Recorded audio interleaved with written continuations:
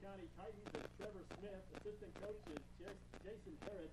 Principal superintendent is Russell Milberg. And the athletic director is Ed Jones.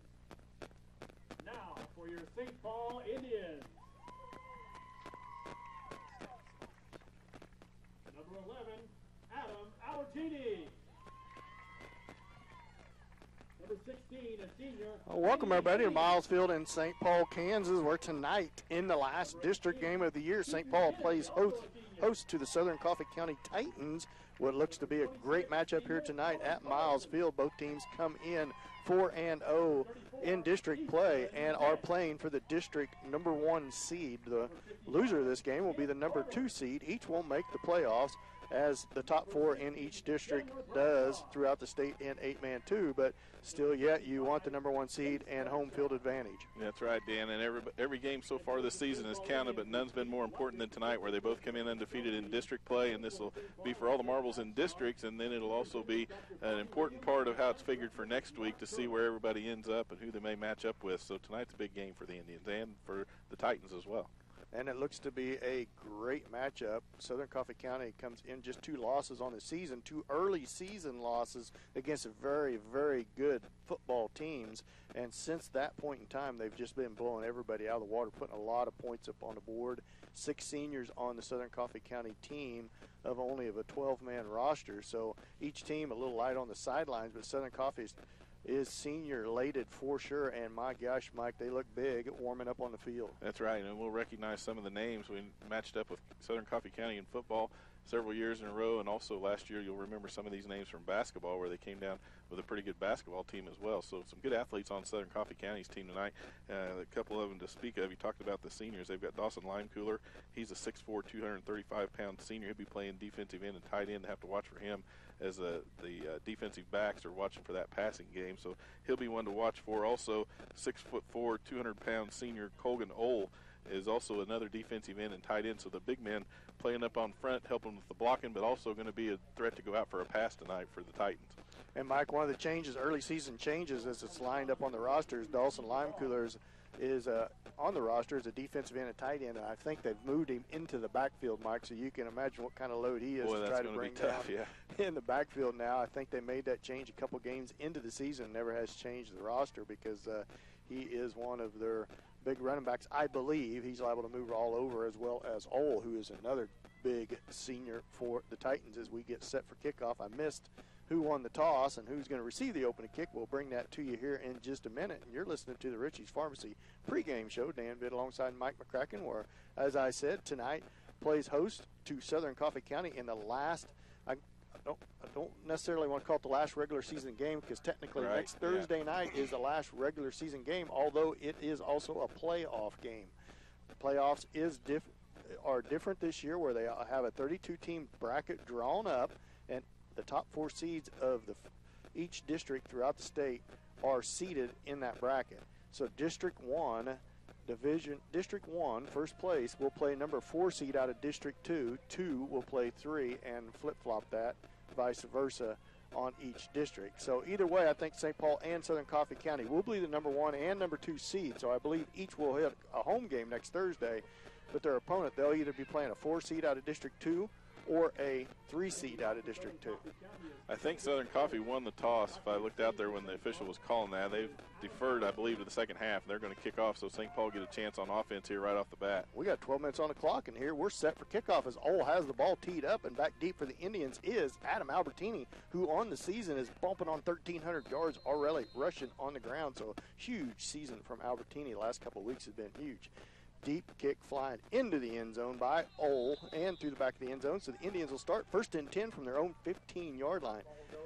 Mike, I don't think we're going to have a lack of something to talk about tonight as far as offensively. We'll see what the Indians can get going on offense as the Titans take the field. Jet Harvey, Ohl, and Limecooler all well over 6 foot tall. They look like monsters. They're big out up there. front, yeah.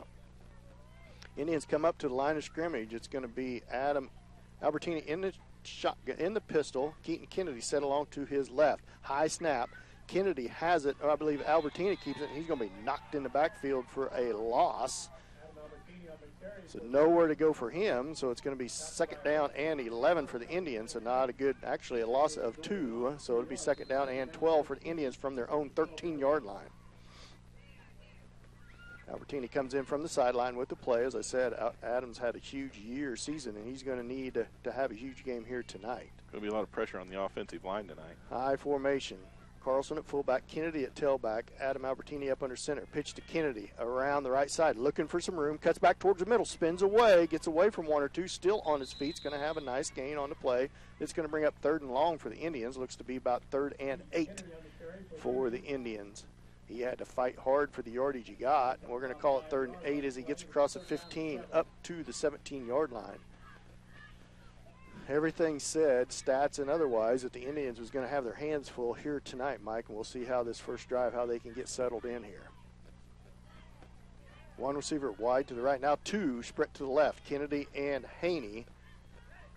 Albertini in the pistol. Long to his left is Carlson. Here's the snap. High snap. He gathers it in. Right up the middle it goes. Gets some room around the right side. Has a first down down the sideline. And Limecooler drags him down by the back of the jersey, but not until he gets to the 39-yard line. 1st and 10 for the Indians. A touchdown-saving tackle by Limecooler because Albertini slipped away around that right-hand side. About 23 yards on that carry by Adam Albertini. The snap almost went over his head. He hauled it in and thought he was a quick thinker on that play. Took off with it, made something out of nothing. Limecooler showed some speed, though, catching him from behind. Beautiful night here in St. Paul. We ain't got to talk about the weather much. It rained a little bit this morning. Going to be a damp field. Haney up under center now. I formation. Hand off to Albertini. Got a little running room. Now he's going to be brought down. No gain as he slipped down as Ole in on that tackle. Albertini looked to have a little room, but slipped down as Ole come up and make the tackle. There'll be no gain on the play. It'll be second down and 10. They're going to give him a gain of 1 now, so call it second down and 9 for Albertini as the ball now spotted right at the midfield stripe. Carlson at fullback. Albertini at tailback. Haney comes up under center. Second down and 9 for the Indians from midfield. Pitch to Albertini. Cuts back towards the middle, and he can't get away as Limecooler as well as Ole right up there in there on it. Limecooler gets in there from the linebacker position to slow him down and give Ole time to come up and make the tackle. Limecooler and Ole set side by side as linebackers, and they are huge. A lot of movement on that Southern Coffey County defense, doing a lot of stunting in there with those linebackers too. 3rd down and 10 for the Indians. Ball now back about the 39-yard line, their own 39. Albertini in the pistol. Slot to the right is Carlson. Snap. Now it's going to be a flag on the play. We'll see what this flag is. Thrown by the far side judge. There's still no call as the Indians seem to be the ones backing up. False start against the Indians. That's 5 yards that they can't afford to lose on an already 3rd and 10. Now it's 3rd and 15. Have to watch on penalties tonight. Also, those extra points are going to be big. We talk about them every game, and this is going to be one of them where they're really all going to count. 3rd and 15 for the Indians. Ball spotted now at the 34-yard line. Albertini in the pistol. Takes the snap. Now he's going to roll back to pass. Looking. Has nowhere to go. Gets away from one, and he's not going to get away from any more, and he's going to be slammed to the ground for no gain. That's going to force the Indians into a punt situation. That time, big number 60 in there. Cooper Herod, there is no 60 on the roster. 69. 69. Okay, Cooper Herod, a 235-pound junior, slammed Albertini to the ground as Carlson drops back in punt formation. Look who's back deep, Mike. Yep, there he is. Limecooler, good punt by Carlson. It's going to bounce about the 18, roll towards the 10 as Kennedy touches it right at the 10-yard line. It's a good punt as we'll see if the Indian defense can hold this potent Southern Coffey County offense. 8:27 left to go here in the first quarter. No score. Got a injured Indian back on the field as the two Bradshaw brothers are going to round off the ends tonight. Chandler and Chase Bradshaw both out on the field here tonight. Gib Carter moves back to more of a natural position for him as nose guard on defense. That's a good sign for the Indians, Mike, going into the playoffs. Yeah, Gibb does a good job in there, both offensively and defensively, holding down that line. It's good to have Bradshaw back there at that defensive end. I formation, big fullback, big tailback. That's Herod. Fullback dive. Boy, he puts his helmet down, and Gib Carter got a load of him right off the get-go. And it's going to be a 2 or 3 yard gain by Herod. Holy cow, I'd hate to tackle these guys all that long. I didn't get a chance in the pregame show to mention that, but I saw on the roster Herrod's about 5'9", I think 235 running in there at the fullback. He is going to be a load coming through that line. He showed it there. Second down and 7, a gain of 3 right off of right guard as Harvey comes up under center. Herod at fullback, Limecooler at tailback. Here's the snap. It's a handoff again to Herod. He's hit at the line of scrimmage. Carter does his job. This time he stands him up at the line of scrimmage. No gain on the play, maybe even a loss on the play. Back to the 10-yard line. So it's going to be a big 3rd down and 10. Call it 9. 3rd and 9 for Southern Coffee County as they try to run it right up the gut again. Up to the line of scrimmage comes Southern Coffee County on a big 3rd down and 9. Herod at fullback, Limecooler at tailback. This time it's a handoff to Limecooler. Gets around a couple guys, cuts back towards the middle, and he's going to has first down by about 2 yards as they let him get around the end, and he runs for 12 yards.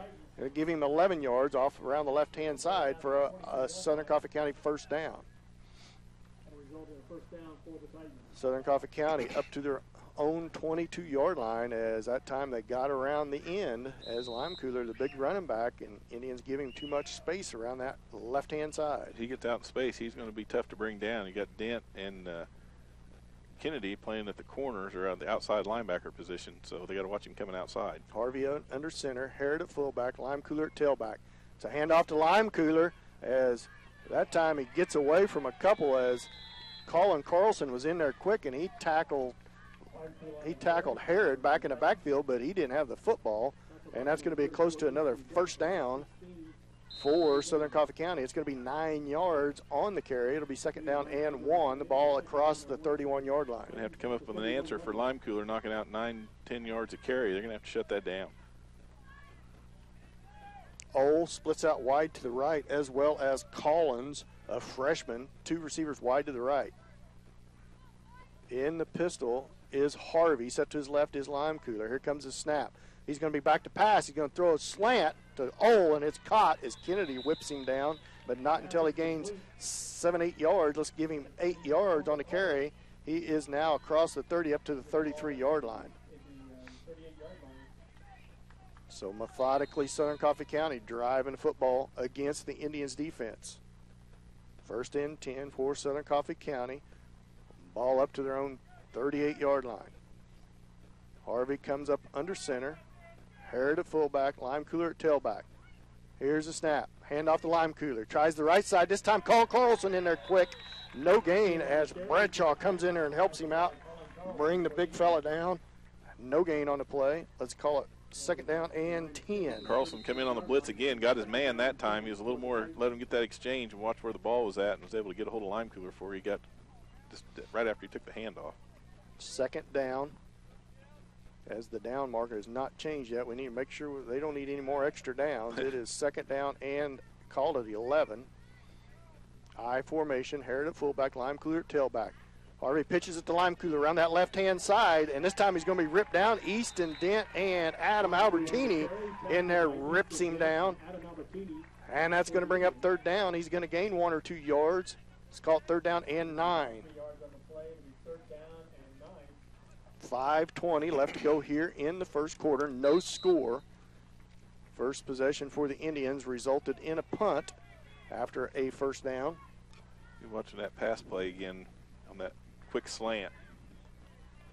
3rd down and 9. Ole and Collins split wide to the right. Harvey in the pistol. Limecooler set to his left. Here comes the snap. Back to pass is Harvey. Under a little pressure. Going deep for Ole and has him. And he gets by Haney, and that's going to be a touchdown for Southern Coffee County. Just way too much size for Ole as he stands about 6'4", and he ran a post, and the pass was dead on by Harvey, and it's a Southern Coffee County touchdown. It was a good pass and a good route. Give them credit.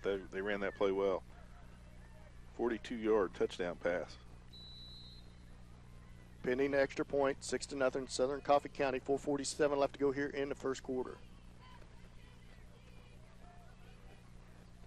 Kenny Haney was on the coverage of Ole. Not too bad a position, about a yard behind him, but it was spot on Harvey's pass. Here's the extra point. It's going to be handoff to Herod right off the right guard, and he leans in, and they're going to give it to him. Extra point is good. So with 4:47 left to go here in the first quarter, Southern Coffey County scores on the first drive, and they lead 8-0. Beautiful night here in St. Paul. Not hardly a breath of air. Probably a little under 60 degrees. Had a cold front come through today. Dropped a little bit of rain showers this morning. Not too bad. Field looks great. And it's a beautiful night for football. Yeah, it's a perfect night now. We don't have any wind to deal with. The temperature's just right for football. This is probably the nicest night that I can remember this season so far. We've always had to deal one way or the other. It seemed like with something either wet or cold or hot or something like that. But you couldn't ask for a better night tonight. Field's in pretty good shape, a little bit soft maybe, but looks pretty good. They've done a good job taking care of that too with all the water we've had. So with 4:47 left to go in the first, Southern Coffey County strikes first, and they lead 8-0. See if the Indians can get their offense going on their second possession of the football game. Key here is going to be for St. Paul to stay patient, not get excited yet. Just do what they do and get in there, run their offense, and put some points on the board themselves. They had Southern Coffey County in a couple third down and longs, but couldn't stop them either time. Let Lime Cooler get around the end once, and then that long pass completion from Harvey to Ole on the post pattern for a 42-yard touchdown. Ole with the ball teed up. Albertini stands back at his own 5. It's a shorter kick this year, and it's going to run out of bounds about the 10-yard line, so the Indians will probably back them up 5 and have them re-kick as that went off the side of Ole's foot. Each team has played a lot of long games. The Indians should be in good condition. A lot of full season games, especially early on, both with shorter sidelines, so a lot of two-way play by all players in each team. As Old backs up to the 25, Albertini stands back at his own 5. Number 13 come in and said something to Ole, so I got a feeling it's going to be a directional kick somewhere, maybe a little bit of a pooch kick, and it is a little squib kick. I could see that coming because he whispered something to him, and they're going to keep it out of Albertini's hands, but the Indians are going to have great field position as they're going to start at midfield as Easton Dent jumped on that little squib kick, kind of a halfway onside kick right up the middle.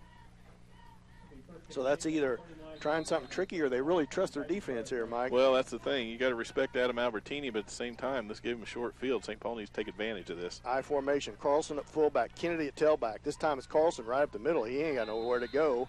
He's going to be ripped down for no gain on the play. It's going to be second down and 10. Give him a gain of 1. It'll be second down and 9.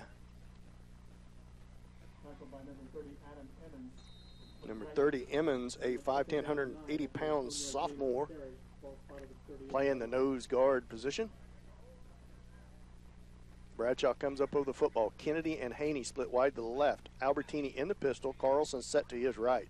Albertini's going to keep it off the left side. Spins around towards the middle. Not much space for him neither, as he maybe gains another yard. Now Southern Coffey County jumping up and down, but it's going to be third down and long for the Indians. Call it third down and 8. About a yard on the play.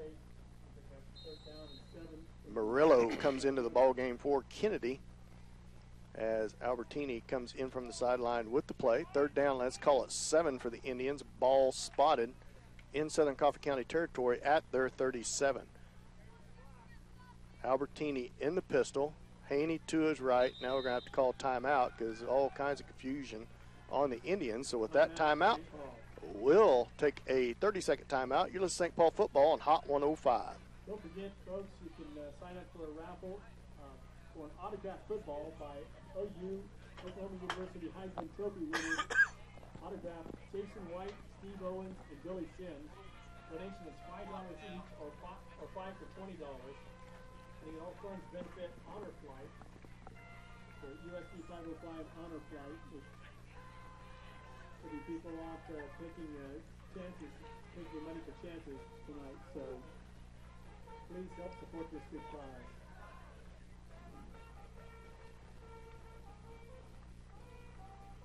Welcome back to Miles Field here in St. Paul, where the Indians trail 8-0 to Southern Coffey County. The Indians in a big third down and 7 in Southern Coffey County territory at this Titan 37.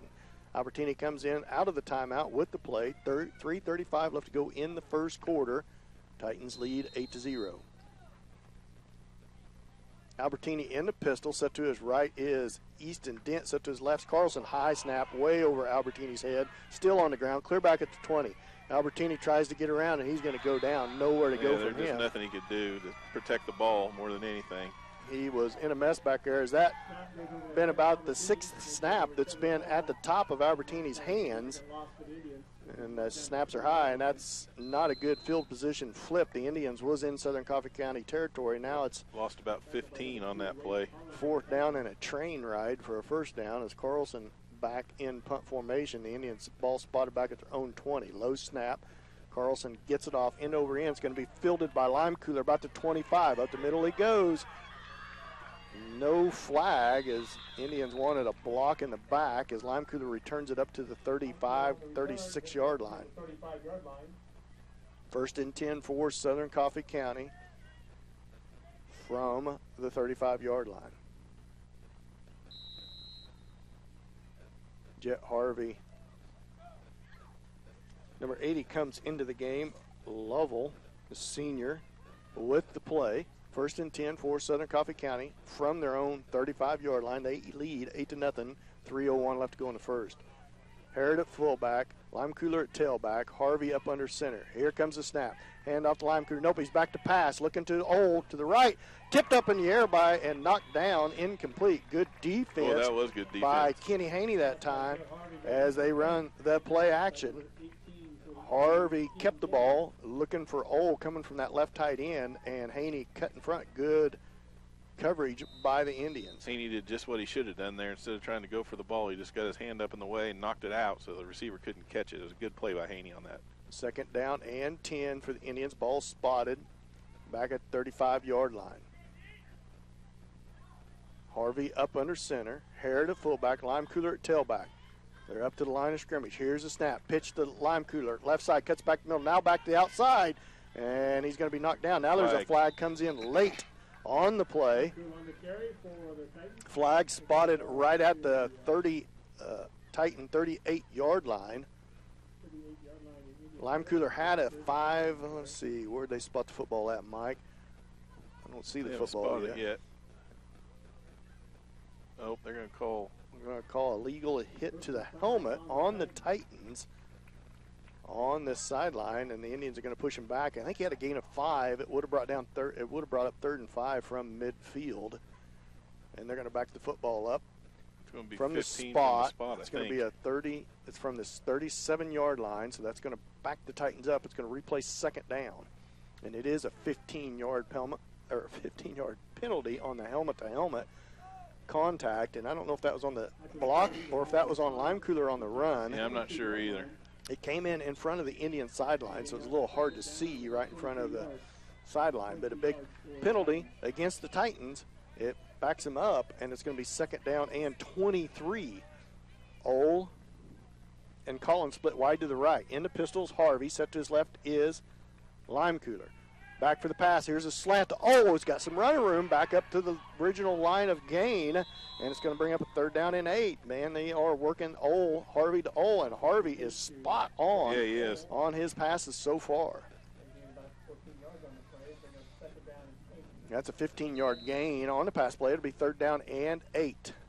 Indians are going to have to do something to slow down the Harvey to Ole pass attempt. That's really been the difference in the game so far. Ole definitely his favorite target, and you can see why. It's working pretty good for him right now. 3rd down and 9. Ball spotted at the Titan 36.5-yard line with 2:10 left to go in the first quarter.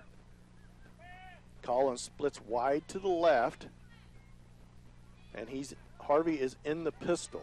Ole lines up as the left tight end. Lime Cooler, that should be motion, but they don't call it. Lime Cooler with football has a 1st down and more, and he's going to score a touchdown around the left side. And I thought they could have got Lime Cooler for moving because he moved and reset, but no flag, and that's going to be a touchdown on the Titans, for the Titans. So the Titans putting it on the Indians here early. They lead 14-0 with 1:49 left to go in the first.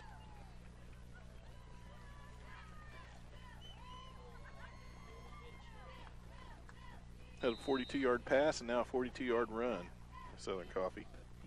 both on third down and long. The Indians are putting the Titans in third down and long, but they're unable to stop them.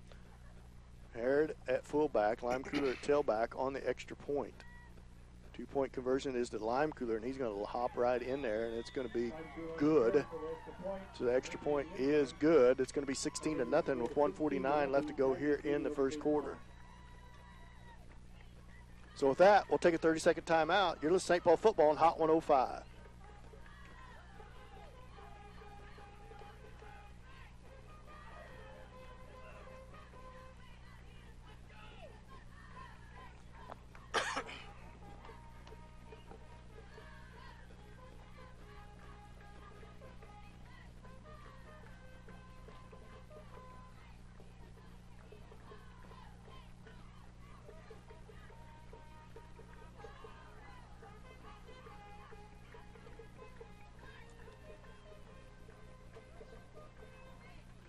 Welcome back to Miles Field here, Mike. And the size so far for Southern Coffey County has been all the Indians want here tonight as they trail 16-0. Yeah, definitely going to have to make some adjustments, giving up the big play for sure. 2 42-yard touchdowns by the Titans has got them an early lead. St. Paul's going to have to make sure that they can keep themselves in this game.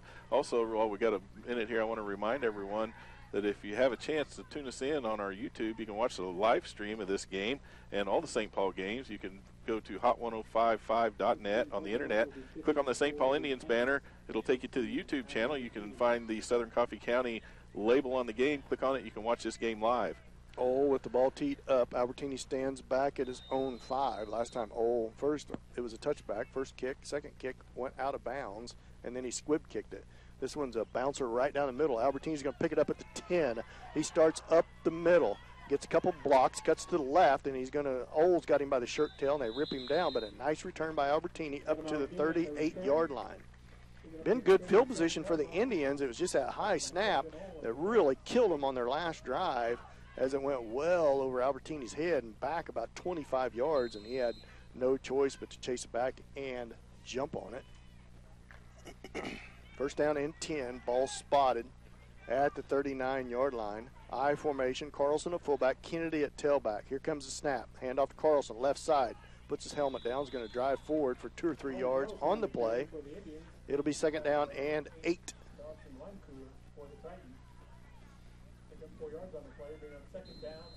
Let's call it second down and 6. Nice gain of 4 on the play. 1:25 left to go in the first quarter. Indians trail 16-0. Haney split wide to the left, as well as Carlson wide to the right is Bradshaw and Kennedy. Adam Albertini is the lone, now motion from left to right by Bradshaw. High snap. Albertini gets it right up the middle. He's going to rip down after about a 1 or 2 yard gain. So the spread didn't do a lot of good there as they try to give Albertini some space. And it's going to bring up a big third down and 5 for the Indians into Titan territory down to their 35-yard line. Third down and 5. Let's call it 3rd and 4 for the Indians. They need to get to about the 31-yard line. The nose of the football is sitting on the 35. Same formation, 2 to the left, 2 to the right. Albertini single back set. Motion by Bradshaw. Good snap this time. Albertini starts to the left, and he's going to be wrapped up and nowhere to go. And he's going to gain about another yard. And that'll be a 4th down and call it 3 for the Indians. Ball spotted at the 34-yard line. St. Paul just having a tough time getting anything going here on offense. Adam Albertini, always a threat. All he needs is a little bit of space. He can make a lot of things happen. Just hasn't worked for him so far. And then the big loss, really, when we give the stats at halftime, you're going to hear his rushing numbers, and it's not going to sound like much, but he's done a lot of work, and that big loss really took away from his rushing yards. And that's the end of the first quarter. End of the first quarter score, Southern Coffey County 16, Indians 0. We'll be back after this 1-minute timeout. You're listening to St. Paul football on Hot 105.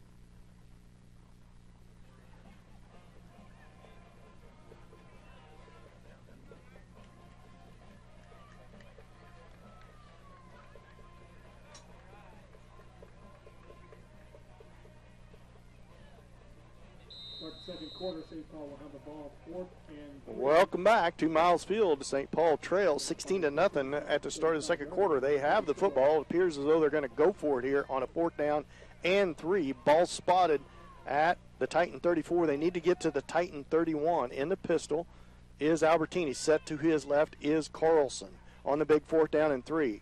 Good snap. Albertini's going to keep it. Cuts back to the middle. Has some room. He's sprints away, 20, 15, 10, one man to beat. That's what I just talked about. Just need a little space, make things happen, and that's just what happened on that play. 34-yard touchdown run out of Albertini. Almost looked like a little bit of a broken play as Carlson went one direction, Albertini went the other, but Adam Albertini with a 34-yard touchdown run for the Indians cuts into that Titan lead, 16-6. That'll give the Indians a little hop in their step. Where they see they get a little bit of room, they can run with these Titans. Titans made both their extra points. St. Paul's going to have to do the same here. Albertini in the pistol. Kennedy set to his right. Carlson slot to the right. Here's a snap. Good snap. Albertini's going to keep it. Cuts back towards the middle. Cuts back. Extra point is good. So with 11:52 left to go here in the second quarter, Indians just trail by 8 now, 16-8. We'll be back after this 30-second timeout. You're listening to St. Paul football on Hot 105.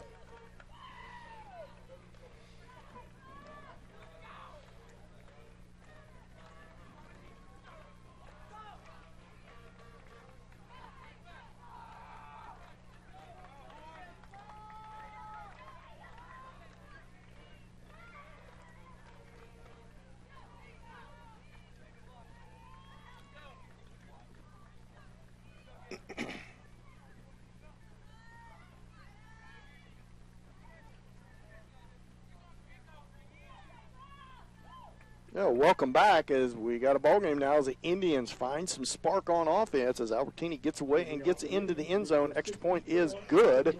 So we got a ball game now, Mike, 16-8. Yeah, and the Indians did a really good job after coming out of that timeout. They knew what they wanted to do. Like you said, it could have been a busted play. I'm not sure, but it doesn't matter. Albertini got him in a little space, and he took full advantage of it. Murillo really needs to get his foot in this and kick it over Lime Cooler's head. He's going to have to kick it an extra 10 yards to get over his head. It's going to be a squib kick right down the middle, taken by the up back. Ball's loose, and now he just dives on it. And that is number 13, Yoho, a 5'11", 150-pound senior, jumps on that football. So not a bad idea as the Indians squib kick it down the middle, keep it out of all the weapons' hands for the Titans. And Yoho had no choice but to jump on it, so it's going to be 1st and 10 for the Titans. Looks like the ball spotted at the 24-yard line. See if that'll give the Indians a little life on defense. They've had the Titans twice in a big 3rd and long, but couldn't stop them either time. Harrod at fullback, Lime Cooler at tailback, Harvey up under center. Here comes the snap. It's going to be a pitch. Lime Cooler starts to the left, cuts back to the middle, now back out to the outside. He's got a lot of running rooms. Dent brings him down, but not until he runs for a 1st down around that left side, clear across up to the 35-yard line. 1st and 10 for the Indians. Ball spotted at the Titan 35. 11:42 left to go here before half. 16-8. Titans lead. 1st and 10 for the Titans. Ball spotted at the 35 off of a 12-yard run by Lime Cooler. They're doing a good job of getting him to the edge. I formation. Harrod at fullback, Lime Cooler at tailback. Here's a snap. Inside handoff. Good job by the interior defense. That was Adam Albertini getting in there quick, as well as Gib Carter bringing Harrod down for no gain as they fake the pitch and go with the inside trap play. But Adam Albertini slipped up from that monster back position. There's a problem. The only problem with Adam Albertini being at that monster, if he doesn't get through there and slow him down before they get started, that gives Harvey a lot of room around that edge. Yeah, there's going to be one to catch him in the back. And there's one less person to chase him down. Wide to the right is Collins. I formation.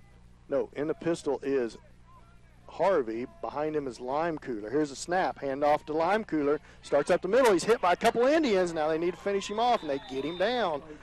After a 1-yard gain, Bradshaw coming in off the pile. Dent, Albertini, and Kennedy in there also.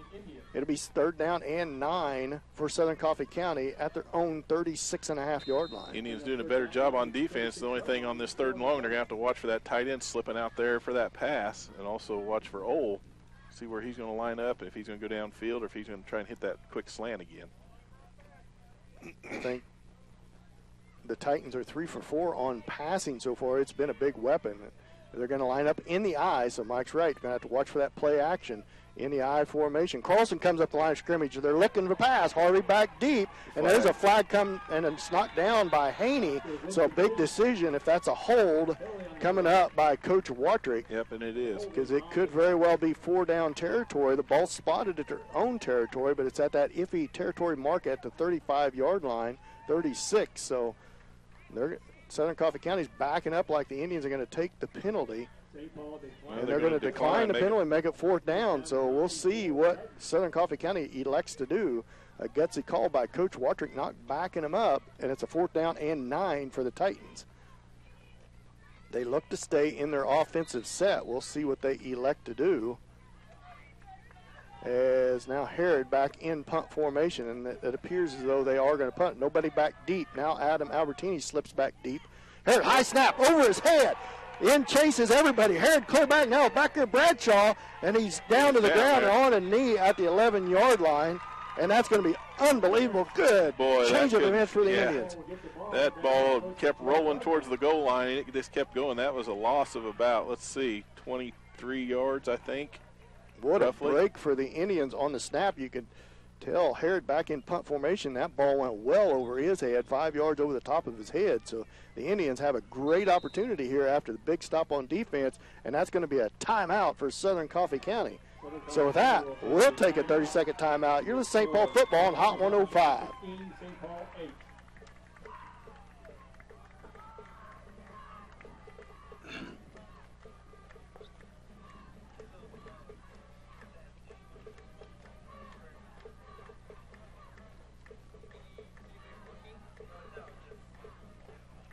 Man, that was big.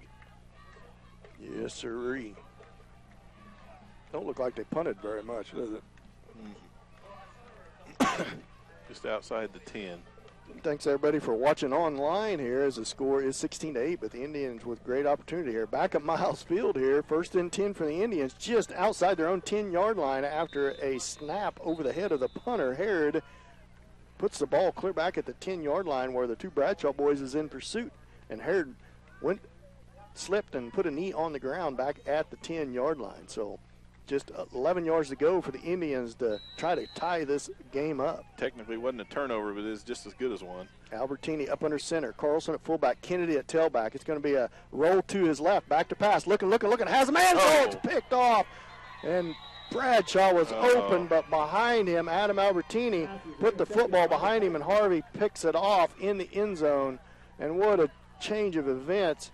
As Bradshaw was coming open in the corner as Albertini had him, but he just didn't throw it far enough in front of him, and it let Harvey recuperate, and Harvey picks that ball up. It's going to be 1st and 10 for Southern Coffey County at their own 15. Yeah, the Harvey's height was the advantage there, and Albertini, it was a good pass. It was hidden, and Bradshaw was open.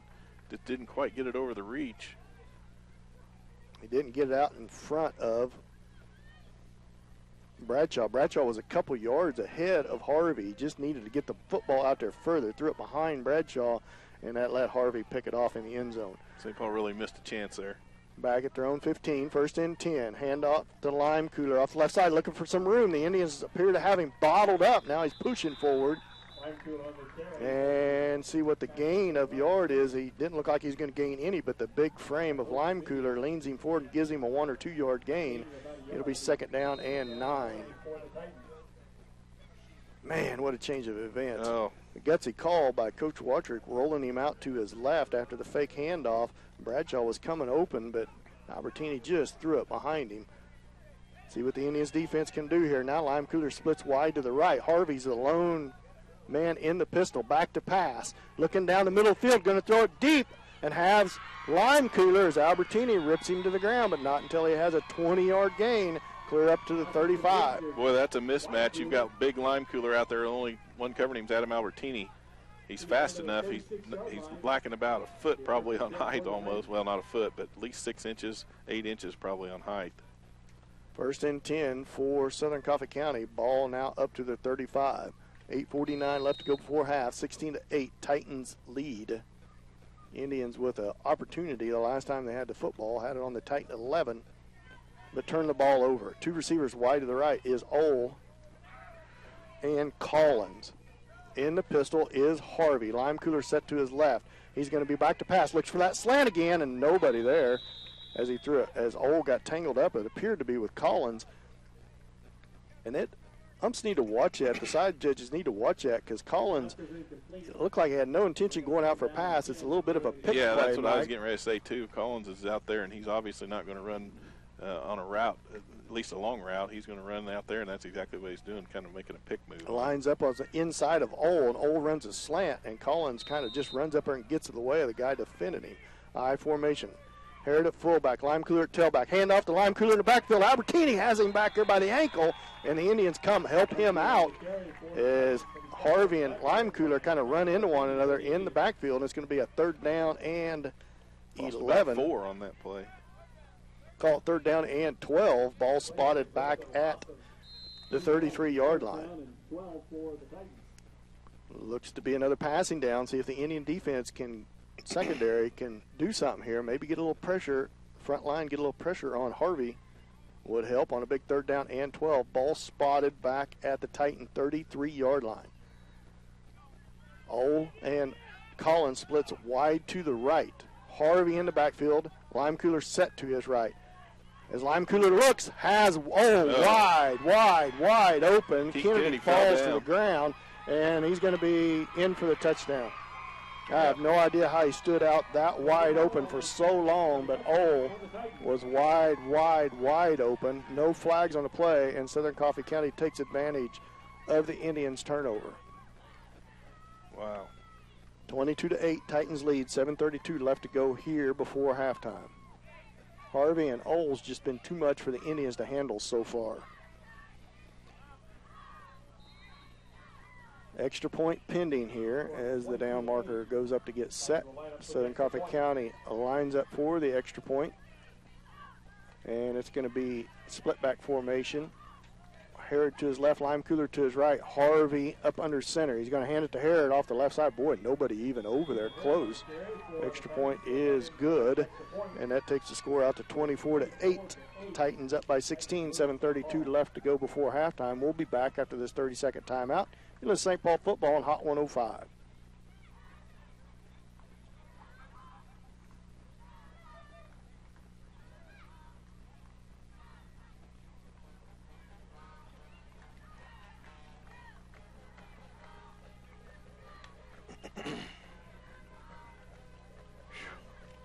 It's a lot of math.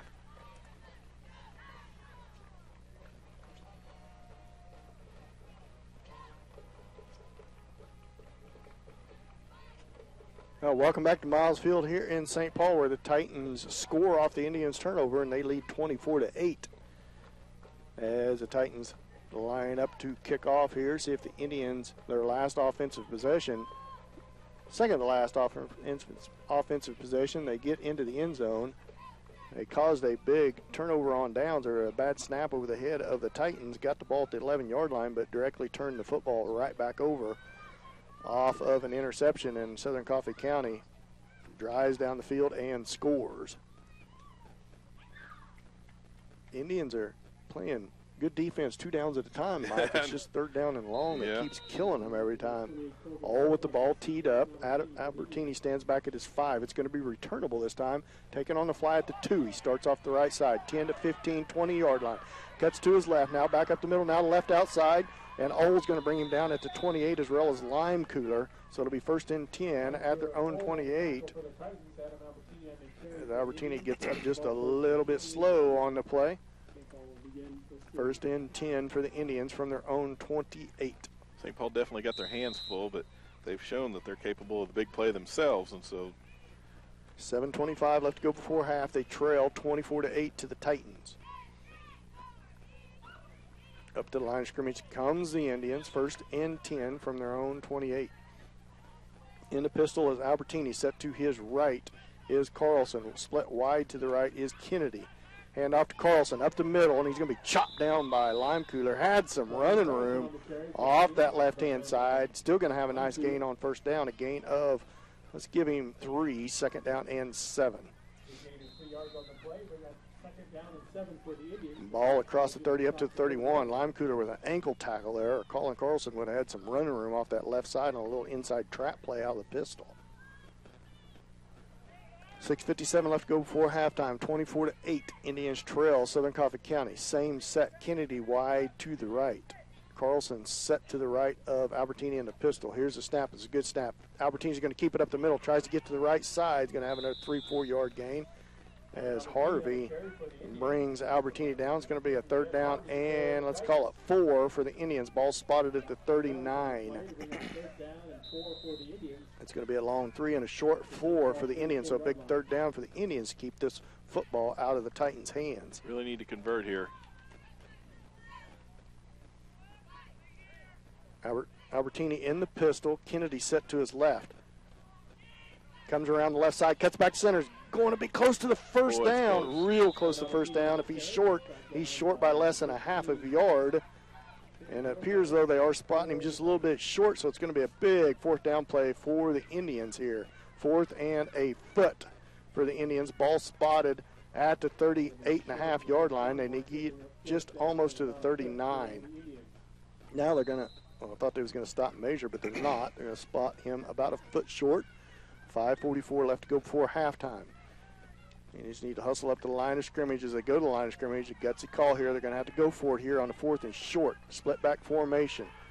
Albertini up under center. He's going to keep it. Quarterback sneak. Forward progress. He's going to have the first down. Good job as they drive forward. And he's going to have the first down as he squirts across the 40 into Titan territory. And it looks like they're going to spot him right at the 40-yard line. So good for an Indian first down. Good job by the line of scrimmage on the quarterback sneak. Yeah, good push up front there by the line. Give Adam a little bit of room. 5:20 left to go here in the first half. Indians trail 24-8 to the Titans. Albertini in the pistol. Set to his left is Kennedy. Slot to the left is Carlson. Good snap. Hand off to Kennedy, right side.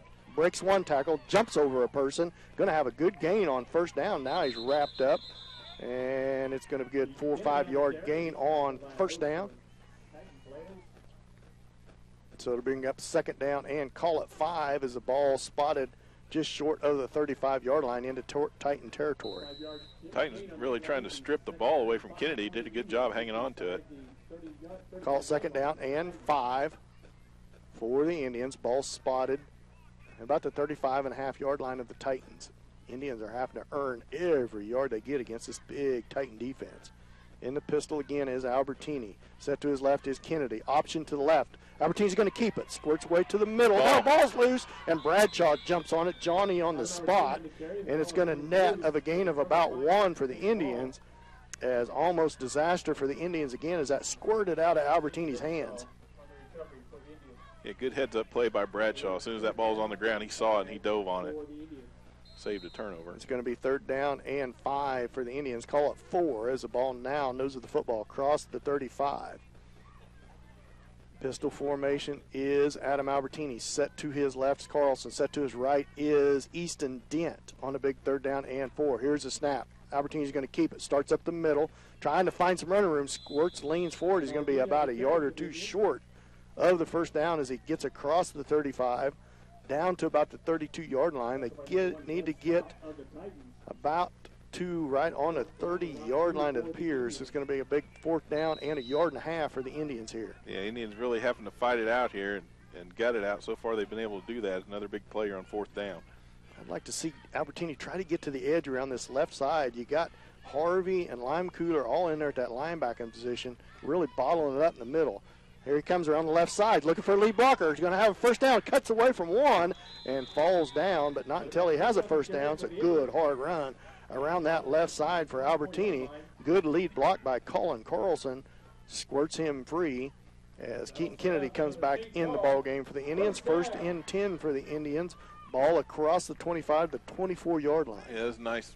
About a 9-yard gain there by Albertini on that play. 3:05 left to go before halftime. Indians trail 24-8. 2 receivers split wide to the right. That's Kennedy and Haney wide to the right. In the pistol is Albertini. Set to his left is Carlson. Here's the snap. He's going to roll to his right.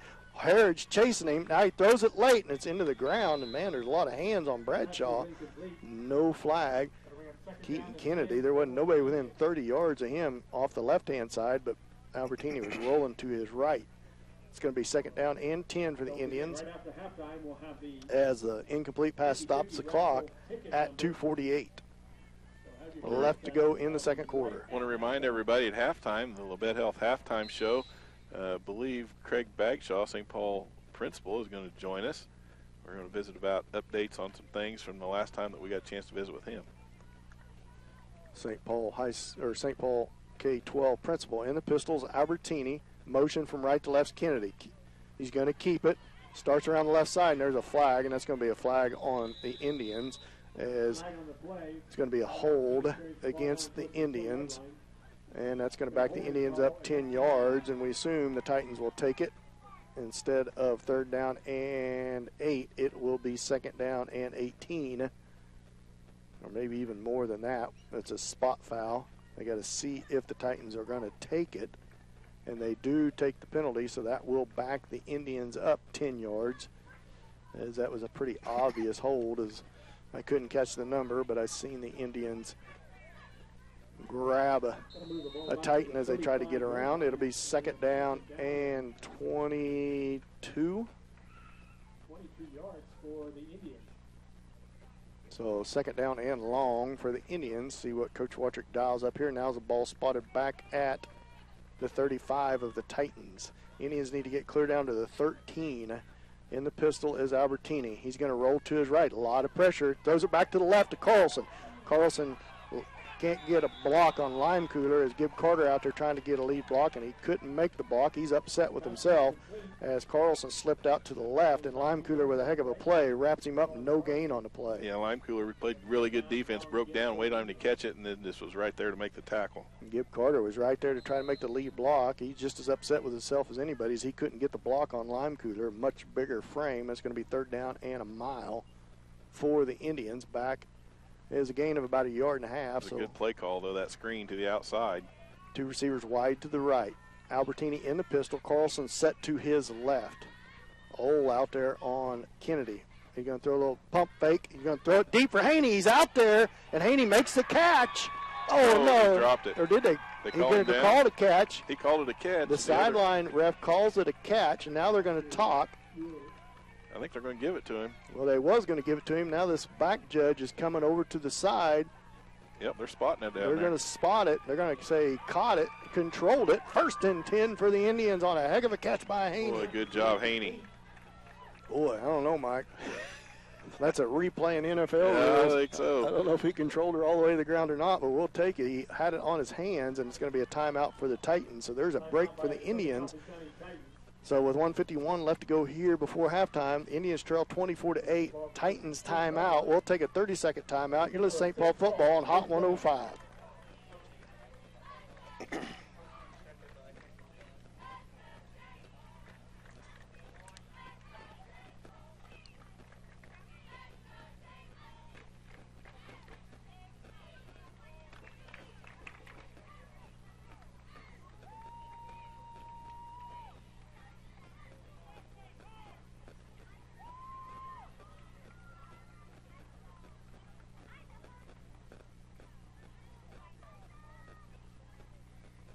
Welcome back to Miles Field. Off of a big passing catch from Albertini to Haney gives the Indians 20-plus yards and good for a first down. First and 10 for the Indians at the Titan 11.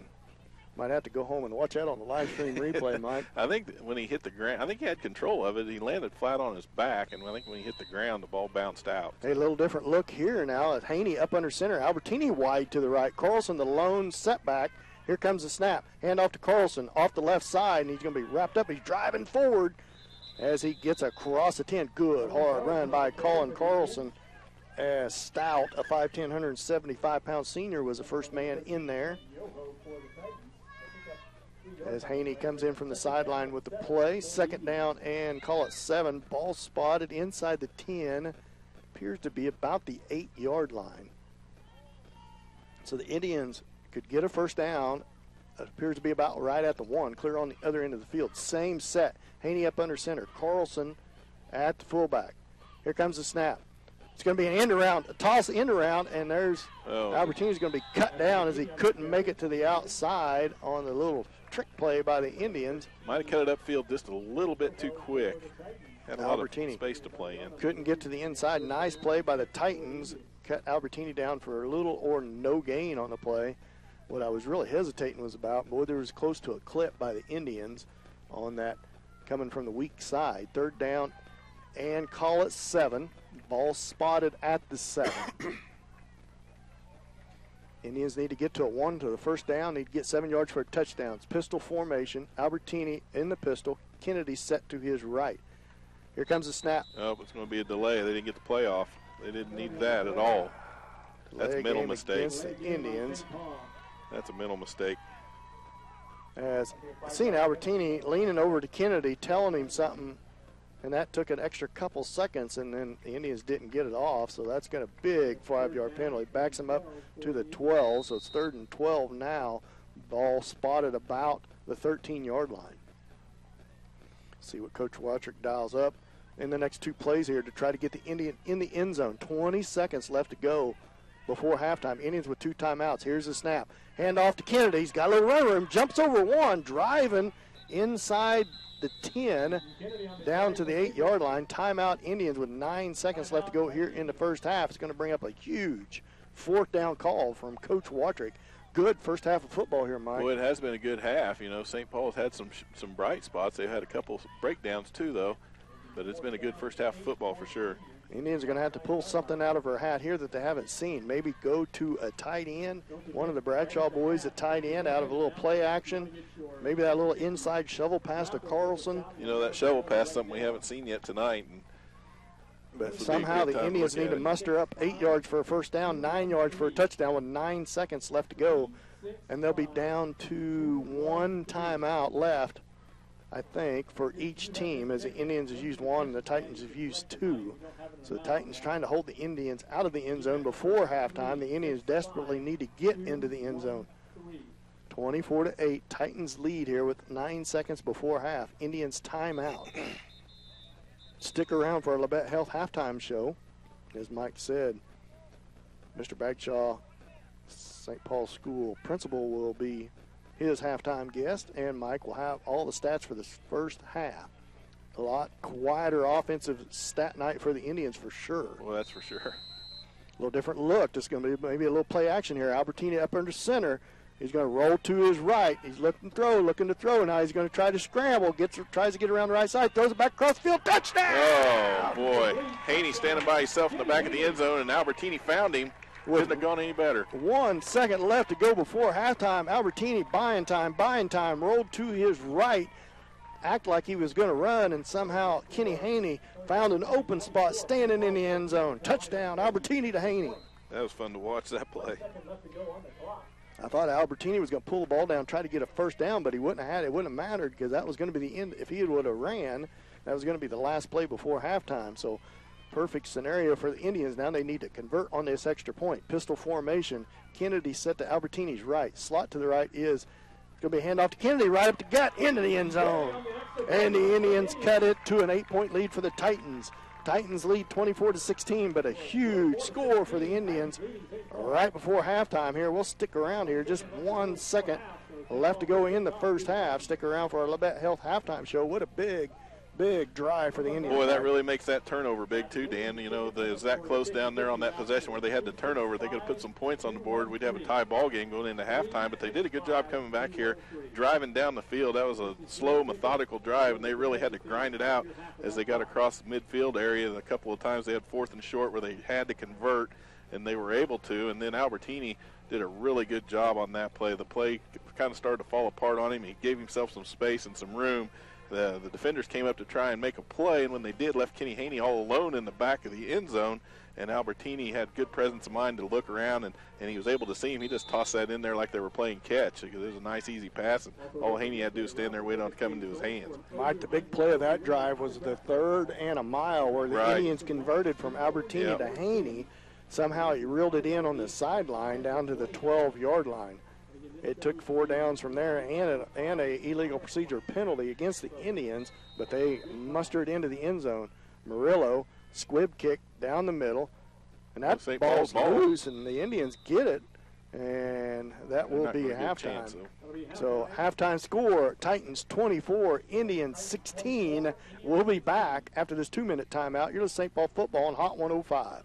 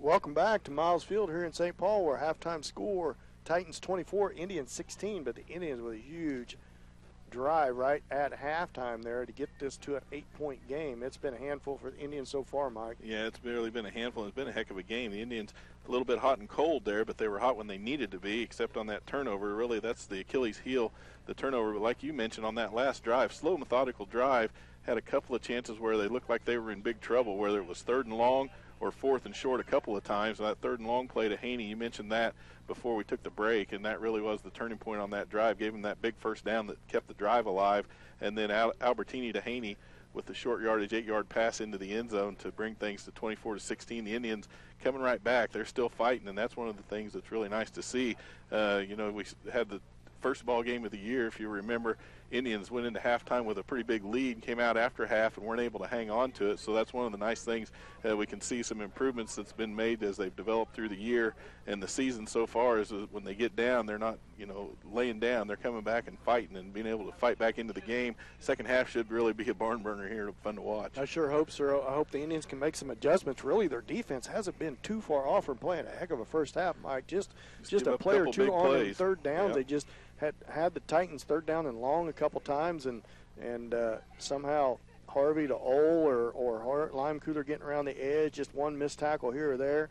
If they make a couple adjustments on that pass coverage on Ole, that seems to be the big difference in the game so far is Harvey to Ole. Yeah. The Indians unable to stop them. They've been a huge weapon here in the first half. Yeah, and they've done a lot better job, especially in the second quarter, of shutting down the Lime Cooler, who came out early and was really gashing him for big gains, 10, 11 yards of whack every time he touched the ball.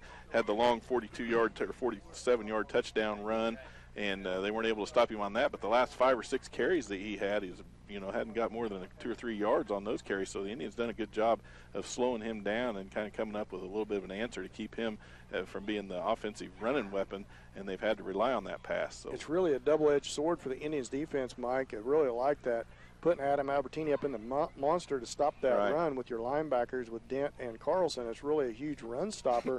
But then you leave Kennedy and Haney out there on an island to guard that 6'4" Ole or maybe Limecooler coming out of the backfield. So, you know, you lose a little speed in the secondary by putting Albertini up there. But also Albertini with the speed, but he's definitely outreached by Ole and Harvey, or Ole and Limecooler.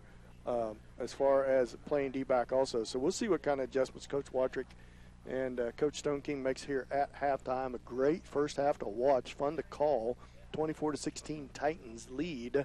So after this next 2-minute timeout, Mike's going to have Mr. Backshaw on, St. Paul High School and K-12 principal, bringing you up to date with all the school activities as we roll right through the school year here. So we'll be back after this 2-minute timeout. You're listening to Labette Health Halftime Show. We'll be back after this 2-minute timeout. You're listening to St. Paul football on Hot 105.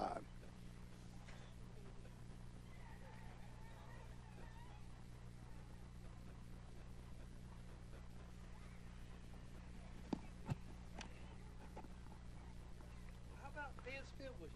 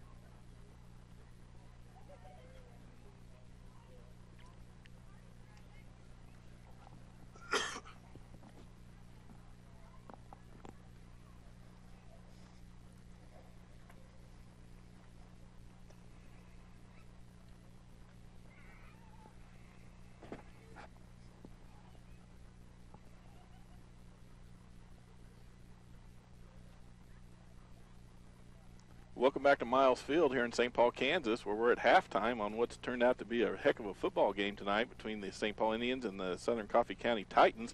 Southern Coffey County goes into halftime with a 24-16 lead over the Indians, and if you're not able to join us in person, sure encourage you to tune us in on the air if you already are, and also take advantage of our live stream. This is a heck of a game to watch on the live stream. You can find that by dialing up the Hot 105.5 website on the internet. You can find that at hot1055.net. When you get to that website, scroll down, you'll see the St. Paul Indians banner. Click on the banner, take you directly to our YouTube site where you can find the games as Southern Coffey County versus St. Paul on there. Click on that. You can watch this live stream game, and it's a heck of a good one to watch. Also, encourage everyone to take advantage of the My Town Alerts that's come around this year, courtesy of Farmers Bank. You can find that by finding the Hot 105.5 Facebook page. When you find the Facebook page, there'll be instructions on there how to put your information from your phone, get text message alerts from My Town Media. You can get weather and news alerts, but also get quarterly updates and score updates from not only the Indians but other area schools. So we appreciate Farmers Bank to be able to bring those features to you. We're joined here in the Labette Health Halftime Show by Mr. Craig Bagshaw. He's the St. Paul Schools principal, K through 12 principal, and we've had Mr. Bagshaw on earlier this season, but we thought we'd bring him back here. Since we're at St. Paul, this will be maybe the last home game. We'll see how that shakes out by the end of the night. Could have another one next week, but we thought we'd get a little update on some things going on so far. So, Mr. Bagshaw, appreciate you joining us. What's going on since the last time we had a chance to talk? Well, thanks for having me. Well, obviously, great things are happening in St. Paul.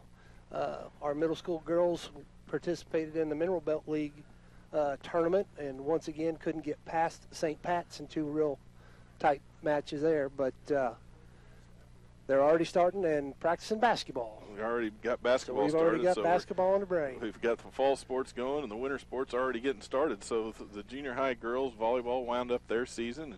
I'm sure they had fun, did a good job down there. The high school volleyball girls, I think they have also concluded their season, right? Yeah, they were at Marmaton Valley the other day. Played 2 o'clock and could have made it back for standards if they needed to.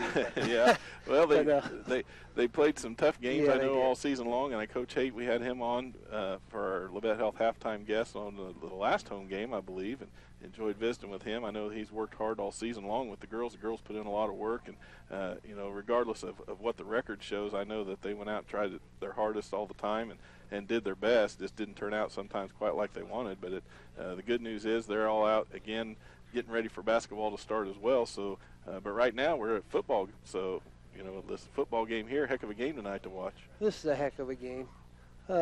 Just how fun it is to watch these kids play and compete. We could have moped around and come to the sidelines there, Yeah. at the end of the first quarter, but we didn't. Now we're in a nice ball game, 16-24, and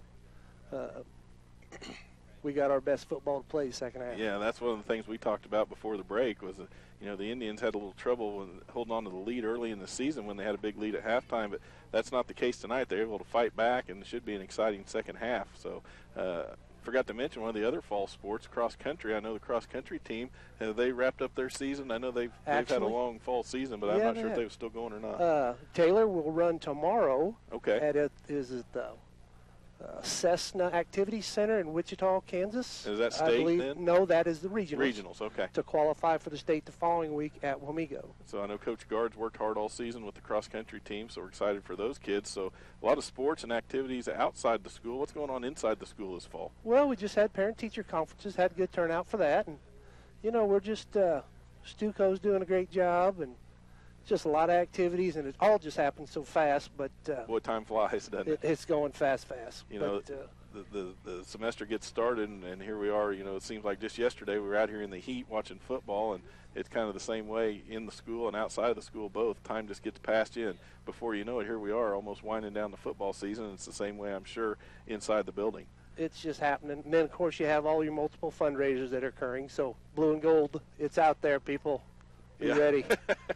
Yeah, well, it's that time of year, too, so we'll look forward to helping all the kids out. I know we got good community support, and that's one of the things that, St. Paul's always been blessed to have a lot of community support, and they really help out in a lot of different activities, too. I'd kind of like to give a little shout-out to Kent Davis for the way he's got this playing surface looking again tonight. Yeah, Kent's really had his hands full with all this water, and he's done a really good job. We talked about the field conditions before the start of the game, and it's torn up a little bit, but it was awful soft out there, and Kent's done a really good job all season long, but especially this week fighting that water. Those are tough conditions to keep playable, but he does it. He's a trooper. Yeah, always looks really nice. So anything else that we need to wrap up here as we move on through halftime? No, not really. Just come out and, support our kids like you always do. Yep. Popcorn's good, hamburger's good. Got the Hot dogs PTO are at the good. concession stand tonight with. Yep, Mrs. Coombs and the gang, they do a great job. So. Yeah, all right. Come on out and see us. We appreciate it. It's Craig Bagshaw, principal of St. Paul Schools, and our halftime guest here on Labette Health Halftime Show. We appreciate your time and appreciate everything you do. So keep up the good work, and we'll look forward to talking to you maybe in basketball season. That'll work. Thank you very much. All right. So with that, we'll conclude the interview here. We'll come back after this next 2-minute break, and Dan will be back up here with me, and we'll talk about some highlights of the first half. I'll try to run down as best I can some of the stats. A little bit different stats than what you're used to on the side of St. Paul, but it's still exciting. Going to be fun to hear some of the things that went on in the first half. So we'll take a 2-minute timeout. You're at halftime here at Miles Field, where St. Paul trails the Southern Coffey County Titans by the score of 24-16. Got about 1 minute 22 seconds left before the warm-ups for halftime start. We'll be back after this 2-minute timeout. You're listening to St. Paul football on Hot 105.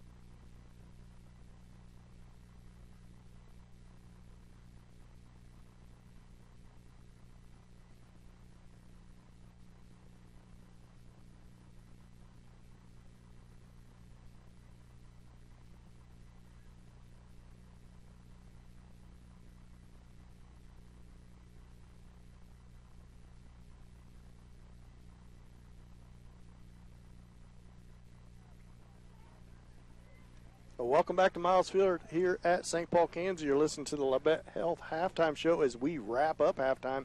Mike, what do you got for first half stats? Well, I'll run down them quick, Dan, and one of the big differences you'll notice tonight is the numbers on behalf of Adam Albertini. It's not for lack of work or effort because he's really been a big part of getting St. Paul back into this game, and he's done some good things, but the yard totals is where you'll really see the glaring difference. I think all season long he's been close to or over 100 yards in the first half almost every game. This season, or this game so far, though, 17 carries in the first half for Adam, 66 yards and 1 rushing touchdown.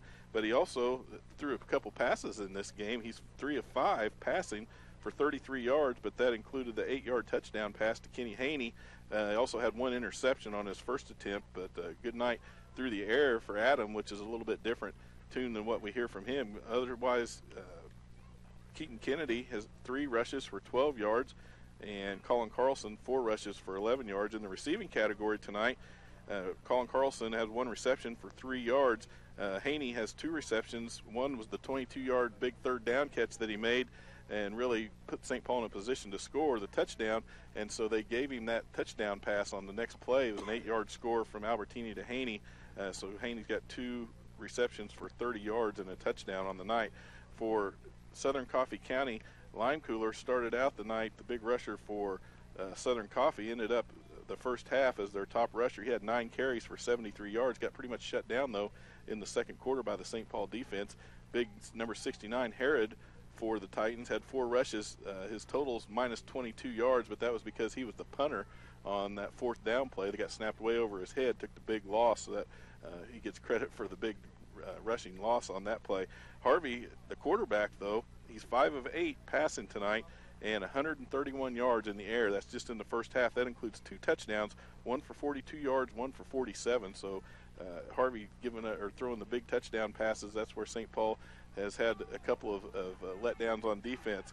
Receptions-wise, Ole has been the key receiver. Ole has 4 receptions, 111 yards, and 2 touchdowns. Lime Cooler with 1 reception for 20 yards for Southern Coffey County. Good job with Mike on this first half stats there. The Indians were set to start the second half there. Southern Coffey County won the toss. They deferred to the second half, so they will start with the football. So the Indian defense, first off, special teams are going to have to step up here, and then the defense are going to have to try to slow this offense of Southern Coffey County down as we are 12 minutes on the clock and set to start this second half. You've been listening to the Labette Health Halftime Show. Thanks for listening to our Richie's Pharmacy pregame show. Here comes Murillo's kick. It's a driving kick, going to be returnable, taken at the 9-yard line. Ball is on the ground momentarily. Lime Cooler picks it up. Now he goes up the middle. A lot of running rooms as Easton Dent finally tackles him, as that was close to Lime Cooler breaking it for a touchdown. He gets across the 30 to the 31. He got around Colin Carlson after he couldn't pick up the football on the kick. First and 10 for Southern Coffey County at their own 31. You know, one thing I saw on that kick return by Lime Cooler was that he didn't panic. That ball hit the ground, and he looked up to see where the coverage was at, picked it up, and just took off. Our title sponsor for this game and every game is Farmers Bank. Thanks to Joe and Josh Smith. Up under center is Harvey. Herod at fullback. Lime Cooler at tailback. Hard snap, and the Indians go blowing in there. 6 out of the 8 Indians. Got to watch the ball, boys. Jump into the neutral zone. It's an offsides on the Indian on the hard count, as, boy, it was an all-out blitz for the Indians. So it's going to bring up a 1st and 5, as that's a 5-yard gain without a play being run for the Titans. Ball up to the 36-yard line. Indians got to be careful with selling that out too early. A little play-action pass, and they'd be in trouble. Harvey up under center. Herod at fullback. This time it's a handoff to Lime Cooler off the left side. Albertini misses him, and Lime Cooler spins towards the middle, and there's a whole host of Indians, but he's going to have enough for a first down as everybody rolls up off try to get up off the pile as Keaton Kennedy, now Lime Cooler. Now 2 Indians have to help him up. He's such a big boy to get up off the ground. One of our little guys wasn't big enough to get him up. Sure enough. And it's going to be a first down. They're going to be just short, or they're going to measure, I guess. They're going to measure. It looked like he had a first down. Well, they did call a first down.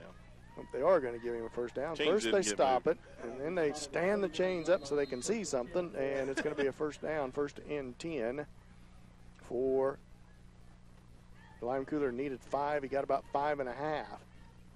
Good pursuit by the Indian defense to help wrap him up.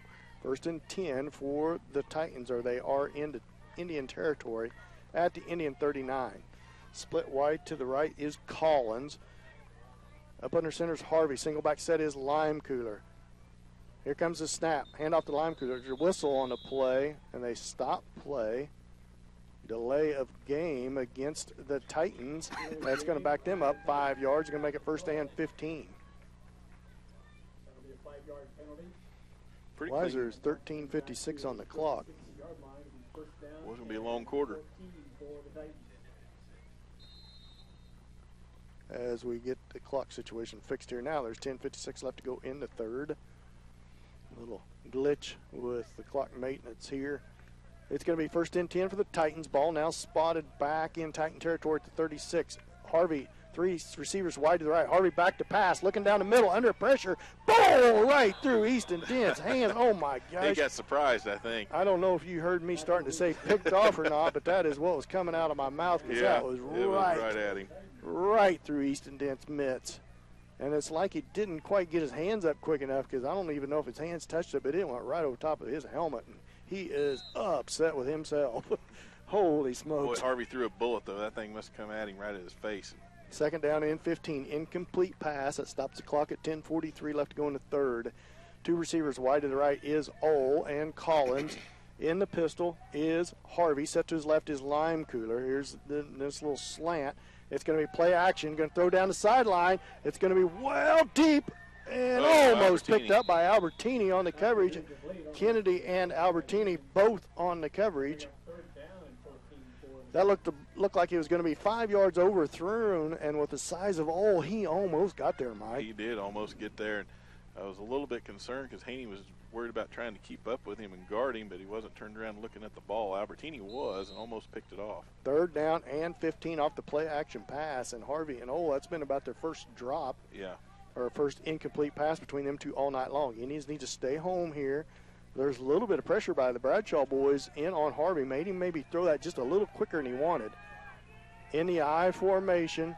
Got to watch for the play action. Stays in. They're going to pitch it to Lime Cooler. Tries around the left-hand side. He's got some running room. And he's going to be knocked out of bounds short of the first down, but across midfield. See where they spot it. It's going to be a fourth down. My gosh, not very much. I thought he was knocked out of bounds way before that, but he wasn't. It's going to be fourth down and short. Give him about 10 on that gain. Can't tell where they're going to spot it yet as the chain gang gets lined up here. I think it's going to be fourth down and 2 for the Titans as Lime Cooler got around that right side. He needed 15. He got 13. So a big 4th and 2 for the Indians defense here. As Collins splits wide to the right, Harvey comes up the line of scrimmage. Lime Cooler's the lone setback. Herod comes up to the right guard. Here comes the snap. Drive right to Lime Cooler as he's going to have the first down, I believe, as he leans across. He's going to be right at the marker, and they're going to spot him right at the first down marker. And we'll see what it is, and they are going Yep, they want to give it to him him. a first down. They don't even measure, so first down for the Titans.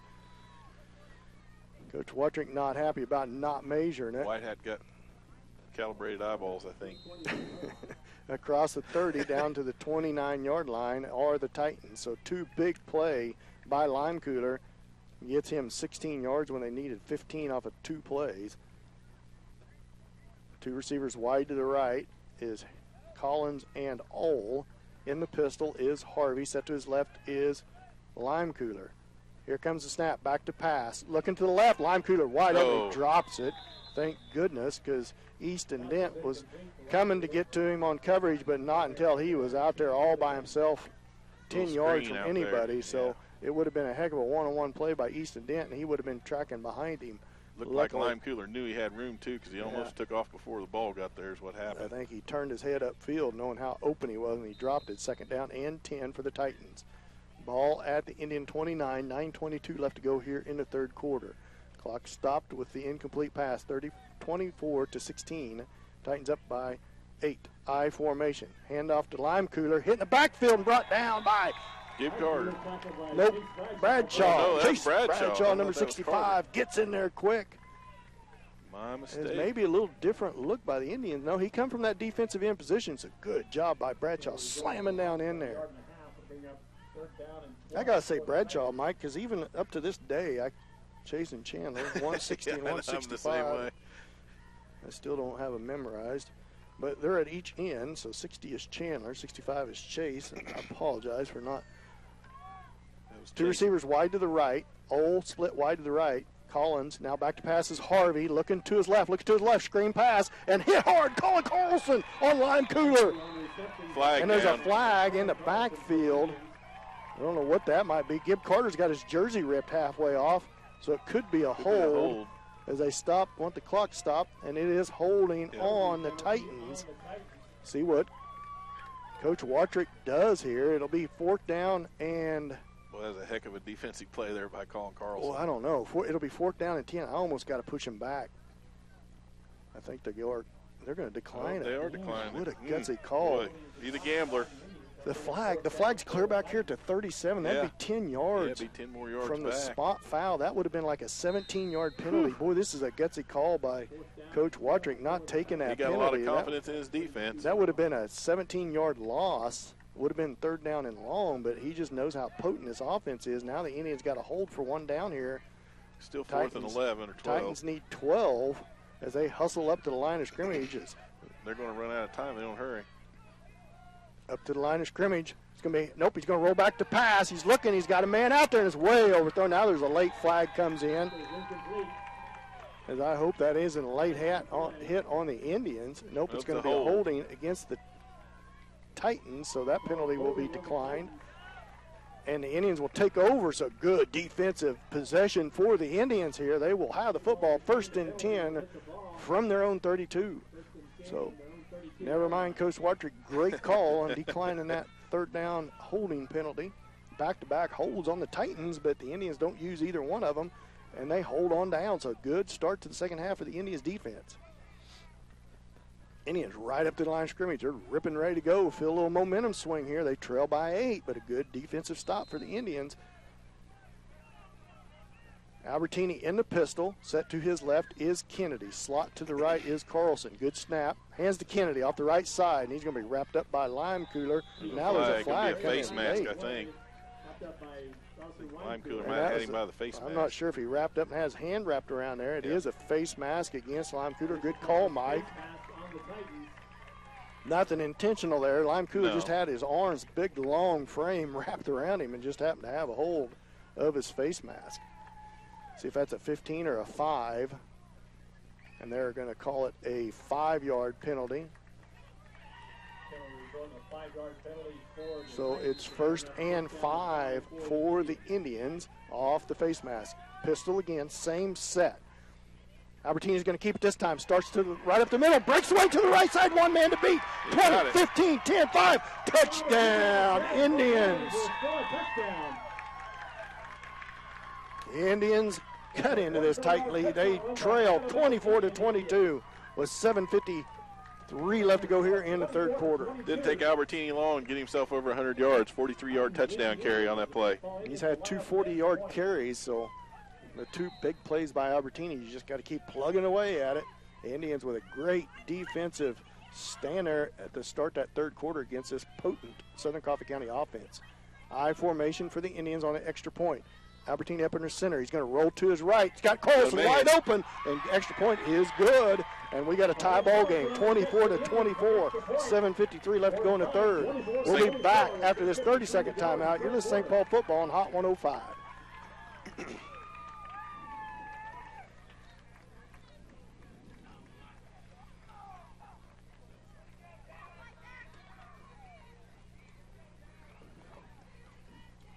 You notice Harvey hasn't carried the ball one time. For a guy that big, you're surprised they don't run the option a little bit, you know, with him. And he's got a good arm. Thanks, everybody, for listening on the internet. I hope you're enjoying it. It's a good football game. The Indians, well, welcome back to Miles Field as we're back on the radio, too. I was talking on the internet. A good football game here, 24-24. Mike and I was just talking about Harvey yet to carry the football. Big quarterback, great arm. Surprised they don't run the option with him running the football a little bit, but either way. Of course, you got Lime Cooler in the backfield and Ole coming out for passes. I guess he didn't have to run a lot. You got Big Harrod back there as a fullback. Yeah, just let them clear the way. 24-24, Indians with a little momentum here. They've got the last 2 scores here in this game, one in the second quarter to end the second quarter and the first score here in the third, and it's a returnable. Lime Cooler starts at his 8, starts to the right, and he's going to be finally brought down, but not until he crosses the 30 up to the 31-yard line. So another good return by Lime Cooler. His boy, number 42, who is that? Austin O'Hare has jersey ripped off. No hold call, apparently. The same place they started their last drive at their own 31. 7:47 left to go in the third, 24-24. 3 scores by each team, extra points all good. A little rare to see. I was going to say St. Paul good on all their extra points so far. Keep Collins wide to the left. In the pistol is Harvey. Lone behind him is Lime Cooler. Motion for Collins from left to right. Comes across the field. Here's the snap. Hand off to Lime Cooler. Starts off to the outside. He's got some run room around the left. Going down the sideline. And there he goes. And Albertini trying to chase him down. And in for a Lime Cooler touchdown. No flags. And it is good. So Southern Coffee County answer right back to the great drive by the Indians and retake the lead, 30-24.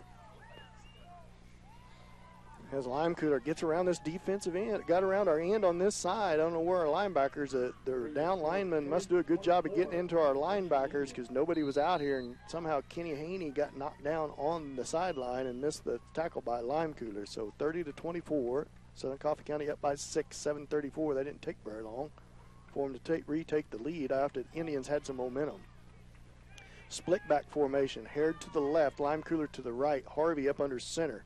Here comes the snap. Boy, that looked like motion. Yeah, motion.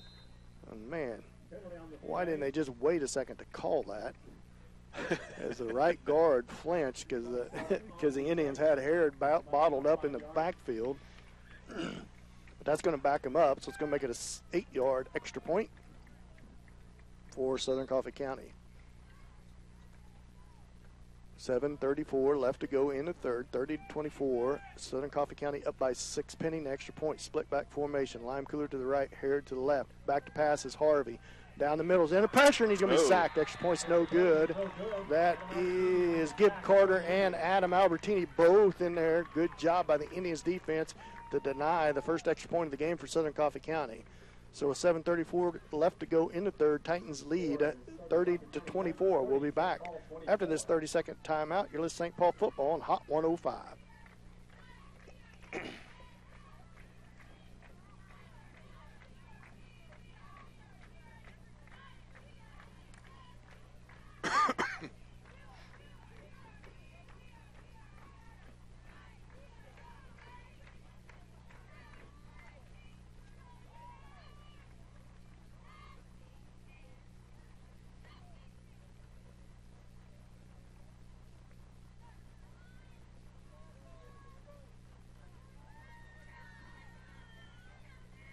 Welcome back to Miles Field as we got a good one here, folks. 30-24, Titans retake the lead off the big run by Lime Cooler on the left side after the Indians had scored right before halftime and their first possession of the third quarter to tie the ball game, and Titans retake the lead. So Indians offense going to have to try to answer here as Ole has the ball teed up at his own 30. Albertini stands back inside his own 5. Fun game to watch, Mike. Boy, it is fun. And, you know, other than the big play, they had the 5-yard touchdown pass in the first half. But other than that, the big plays really is what kept Southern Coffee County where they're at this lead. Drive and kick. Albertini's going to be able to return it. Takes it as 7. Starts off the right-hand side. And he's going to be, cuts back to the center. He's got some run room. Cuts back to the middle, to the right. And he's going to be brought down. But what a run by Albertini, as it looked to me like he was going to be brought down at his own 30, but instead he's down at the Titan 37-yard line. It's a great field position for the Indians to try to answer that Titan I was worried that he stepped out of bounds there on the sideline. The official was right there, though, so he was right on the edge.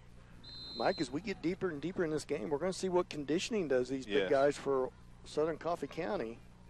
We're a little leaner on our side of the football, Mike. So, yeah. I formation, Carlson at fullback, Kennedy at tailback, Albertini up under center. 1st and 10 for the Indians from the 37. Rolling back to pass is Albertini down the sideline to Carlson's got him. 20, 15, 10, 5, and out of bounds at the 3. What a play action pass from Albertini to Carlson. as Ole shoves Carlson out of bounds, but not until he gets clear down inside the 4-yard line to the 3. Carlson come from that fullback position, split through the line of scrimmage on the right-hand side down the sideline. Perfect pass by Albertini right over his shoulder. Down the sideline he went. And luckily Ole got him shoved out of bounds as Ole with his hands on his hips, as he may be a little bit winded. Albertini in the pistol. Kennedy set to his left, and now it's going to be a flag. It's going to be a false start against the Indians, and that is frustrating when you get down to the 3-yard line. I'm not sure who it was on, and it's going to be a false start against the Indians. So it'll be first and goal from the 8 for the Indians. So as bad as that penalty is, it's still a first and goal from the 8. Indians got to put some points on the board here and get that extra point in. That'll put them in the lead.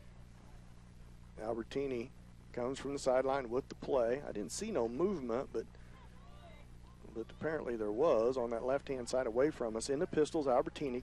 Kennedy set to his right. Slot to the right is Carlson. Hand off to Kennedy. Cuts back towards the middle. Tries to spin away. Gets down to the 5. Almost another face mask.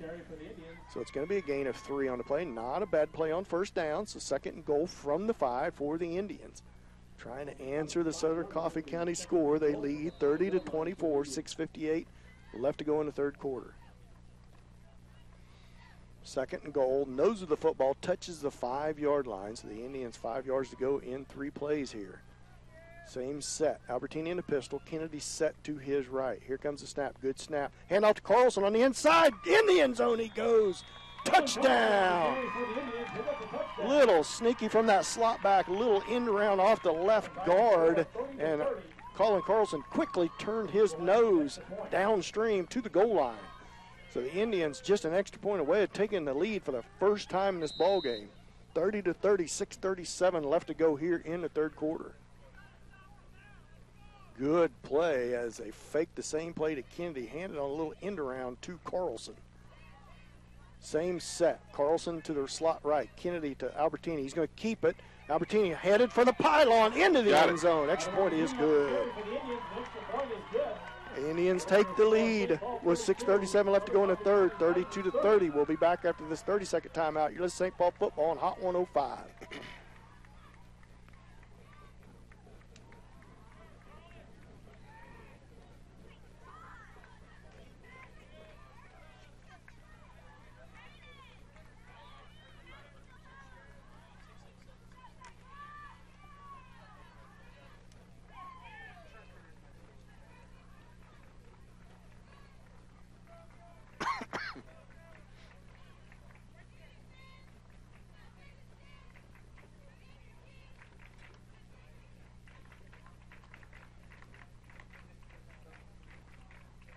Welcome back to Miles Field here in St. Paul, and what a fun game to watch as the Indian has battled back in this game against this good Southern Coffey County team and have taken the lead 32-30 with 6:37 left to go here in the third quarter. Well, and I think that's an important point too, Dan, is that, you know, this Southern Coffey County is a good football team. They got a lot of size. Matter of fact, they got quite a good size advantage on the Indians, and the Indians have not let that stop them. They've battled back from being down by 2 touchdowns, and now to take the lead here in the third quarter. So great job by the Indians tonight.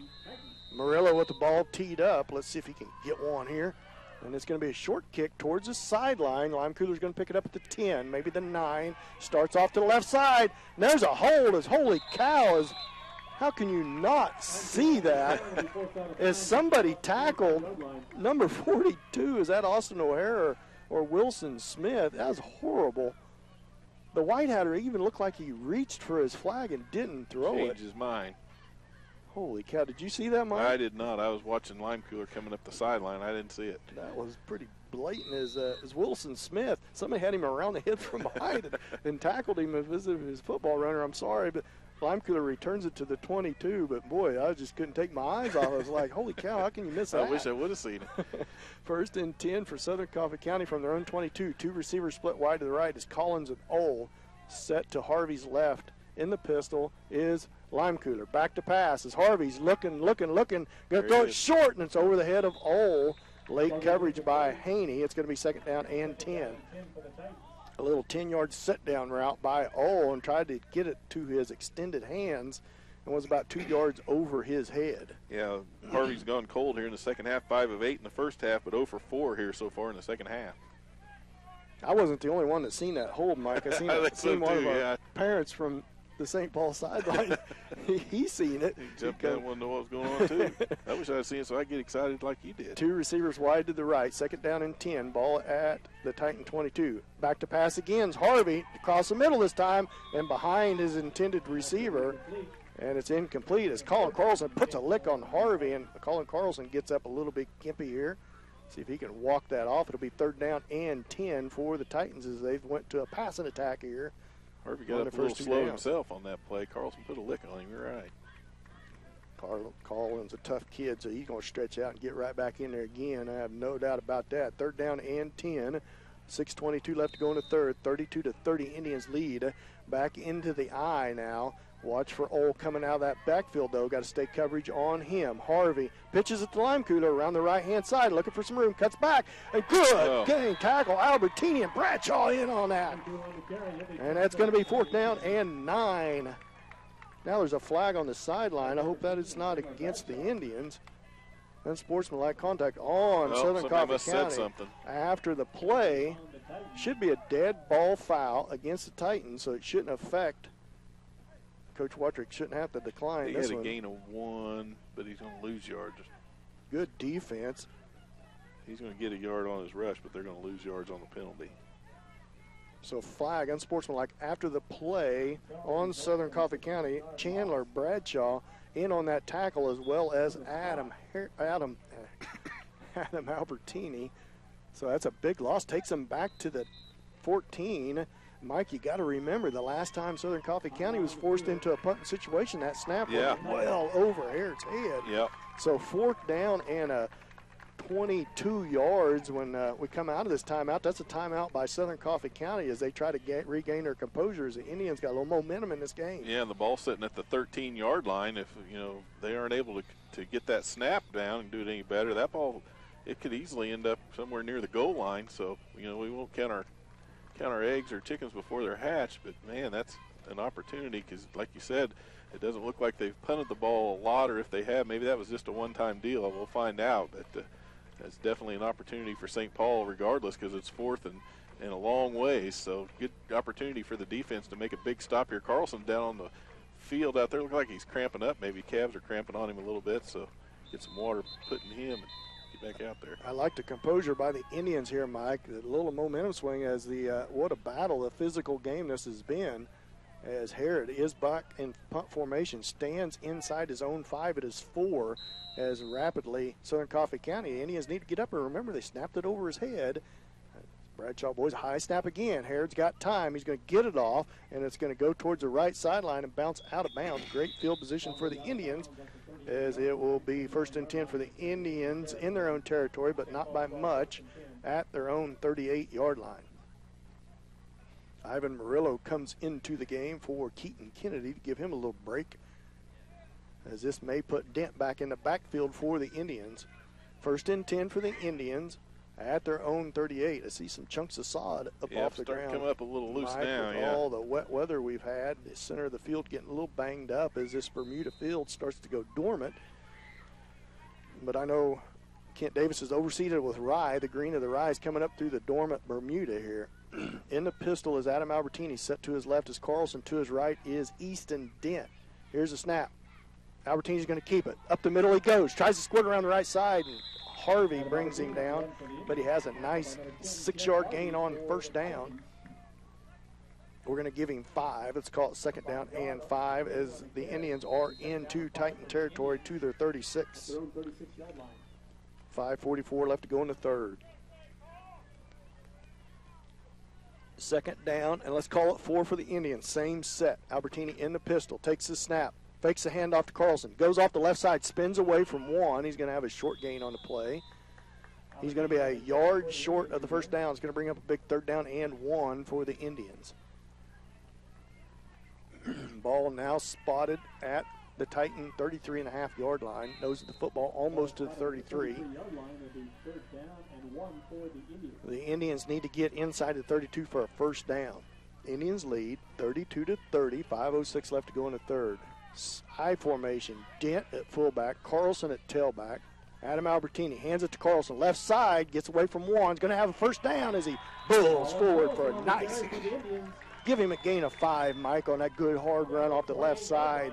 Good for an Indian first down. Down to the Southern Coffey County 27-yard line. That was their heavy formation. I think they had Easton Dent in there at fullback and Carlson at tailback. Easton Dent made a big hole, and Cullen was able to follow him right through there, get a nice gain, get that first down, keep the drive alive. 4:50 left to go in the third, 32-30. Indians lead by 2. Indians with possession of the football. Into the pistol. Slot to the left is Carlson. Set to the right of Albertini is Keaton Kennedy. Here's the snap. Option to the left. Inside shovel pass. Incomplete pass. It should just be incomplete. As there's that shovel pass that I love. And it falls incomplete. It should be incomplete, but I don't know that they called it an incomplete pass. It dang sure, yeah, incomplete pass on the shovel pass. 4:30 left to go in the third. Clock stopped. Clock keeper knew what to do, but the White Hatter wasn't real sure if it was incomplete or not. Second down and 10 at the Indians. Ball to 27. So same set. Slot to the right this time is Carlson. Now Albertini's going to keep it. Oh, he's hitting the backfield. He had nowhere to go. That's a play by number 30. So a good play by him, as Albertini probably should have gone ahead and give that to Kennedy, as Emmons, the 180-pound sophomore, makes the play. A loss of 2. Third down and 12 for the Indians. Ball back at the 30. 2 plays for the Indians. They need 12 yards here. See if Albertini can find Haney again. Now it's going to be Haney. Another big third down. It's going to be Haney in at quarterback in the shotgun. 3 receivers to the right is Albertini, Carlson, and Kennedy. Here's the snap. Back to pass. It's going to be knocked down as Haney knocked down as he is going to a little slip screen to Albertini as he split wide to the right, and it falls down incomplete, so it's going to bring up a big 4th down and 12. Yeah, that was a slip screen pass intended for Adam Albertini. Haney got it and tried to throw it really quick, and the defender read it all the way, came in there and just knocked it down. That was number 1, Brett Stout. Coach Watrick going to call a timeout here as he's got Albertini at the sideline looking at the clock, waiting for the back judge to count here off the incomplete pass. So Coach Watrick goes ahead and calls a timeout. Big 4th down and 12 for the Indians offense. Big call. We'll be back after this 30-second timeout. You're listening to St. Paul football on Hot 105.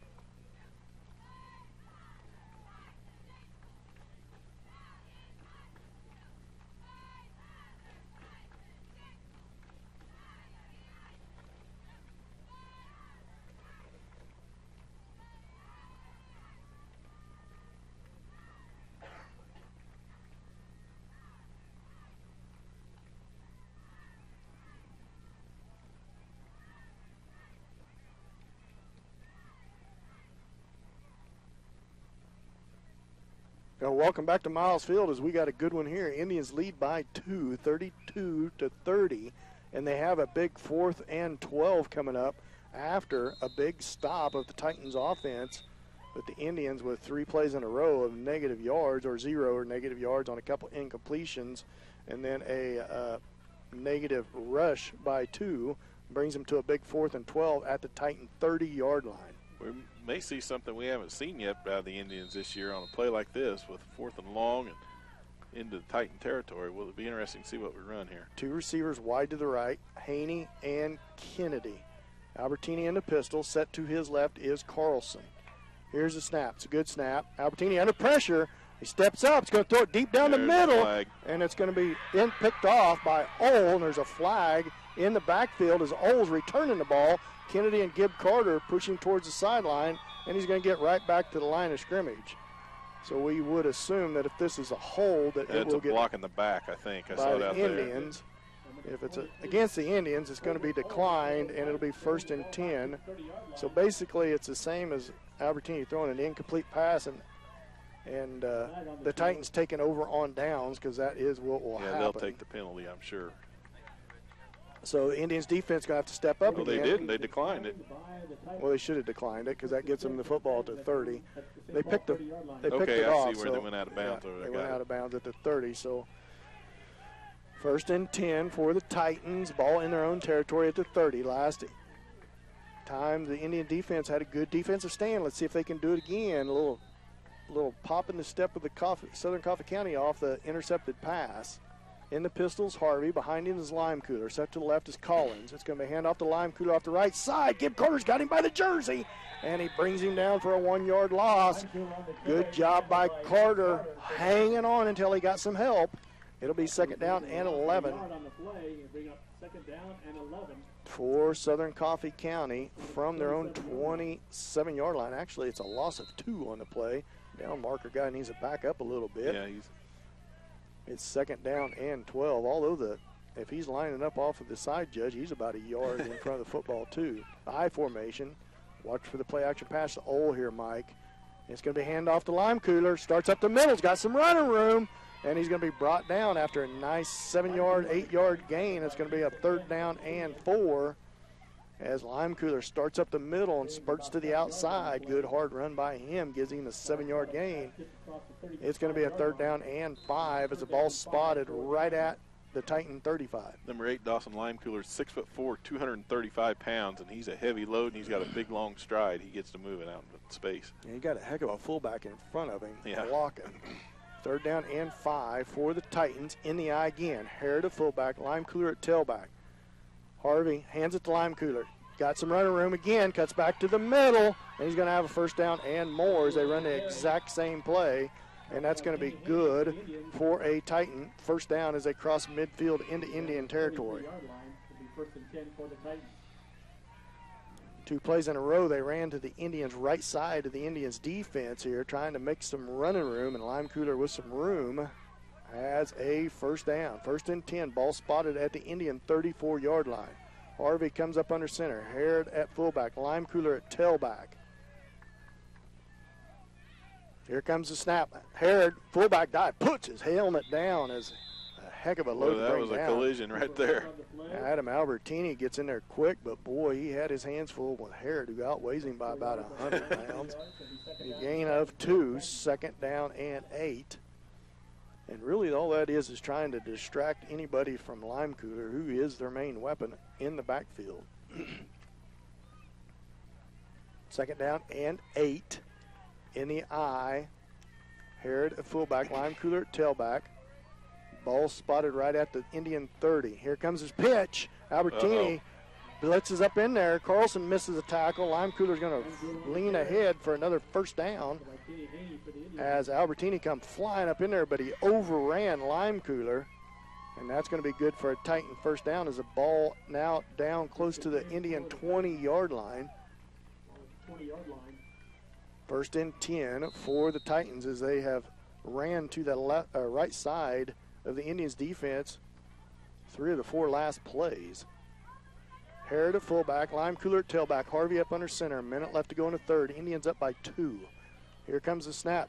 Ball's on the ground, and now there's a flag. It should have been an illegal procedure because Harrod was expecting the ball a snap count ahead of that. Almost pulled his hands out. So it's going to be a false start against the Titans. That's going to back them up 5 yards. It'll be 1st and 15. Ball now at the Indian 25. 5-yard penalty. 1st down and 15 for the Titans. Harvey comes to the sideline for the play. Going to have to hustle up here as they spot as the count is on as he comes back from the sideline with the play. Clock's running. Under a minute left to go in the 3rd. Indians cling to a 2-point lead, 32-30. 1st and 15 for the Titans. Ball at the Indian 25. Harvey under center. Harrod at fullback. Lime Cooler at tailback. Here comes the snap. Pitch to Lime Cooler around the left side. Albertini wraps him up. No gain as he blows in there. That time he didn't go past him. And it's going to be no gain, maybe even a little bit of a loss on the play. We'll call it 2nd down and 15. Albertini blowing up through there from that monster. Hard for him to get to the outside from that center position in that monster. It's like a middle linebacker, but they play up close to the line of scrimmage, and he just looks for a hole to squirt through to try to make a play. Touched. He's not getting blocked for sure. This is going to be the end of the 3rd quarter as Southern Coffee County waits for the end of the 3rd quarter as they time it just right. That's the end of the 3rd quarter. Indians lead 32-30. We'll be back after this 1-minute timeout. You're listening to St. Paul football on Hot 105.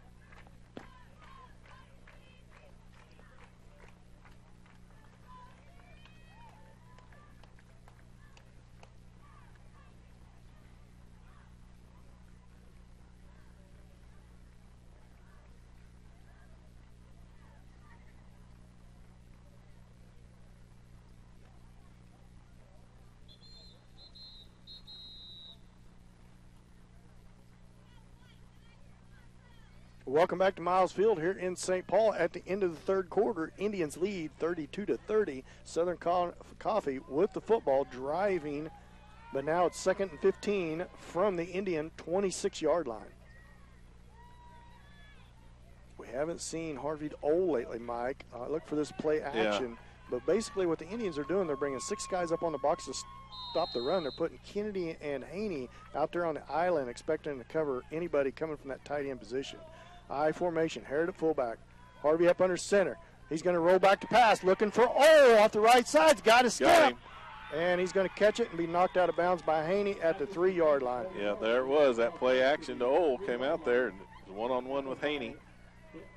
So it's going to be 1st and goal for the Titans at the 3-yard line, as there was that play action. And Old come from that right tight end position. Haney looked to be on him, but Old stretched out and got 2 yards ahead of him for 1st and goal for Southern Coffey County inside the Indian 5 at the 3.5-yard line. So just 3.5 yards to go for Southern Coffey County to retake the lead in this game. Been waiting for that, Mike, and there it happened. Harrod at fullback, Harvey up under center. Now Lime Cooler goes in motion. They're going to give it to Harvey off the left-hand side, puts his shoulder pads down and bowls close to the end zone. And apparently he's going to get a little bit short of the end zone. At that time they motioned Lime Cooler out in motion from the halfback position. Inside handoff to Harrod. And it's going to be 2nd goal from inside the 1. Just underway here in the 4th quarter, 32-30. Indians up by 2. Probably not a bad play call, though. Get everyone watching Lime Cooler, see where he's going, and give it to the big man. I formation. Don't look for nothing fancy here. Harvey up under center. He's going to hand it to Lime Cooler, and he's going to be short of the goal line as Carlson hit him in the backfield. So he's just going to be short. So it's going to be 3rd down and goal, as that should give a little life to the Indians here. Big 3rd down and goal coming up for the Titans. Looks like maybe he even lost just a little bit. Still inside the 1. Boy, if the Indians can make a stop here, that'd be big. Hard to believe they just don't lean the big frame of Harvey forward with that big line of scrimmage. Up the line of scrimmage they come. 3rd down. It's 3rd down and goal, by the way. Hand off to Lime Cooler, and he's going to stretch for the end zone. He's in there for the Titans touchdown. 36-32, 4-point lead for the Titans. So big extra point pending here for the Titans as the Indians give up the lead after they had retook it for the first time, or taken it for the first time in the ball game.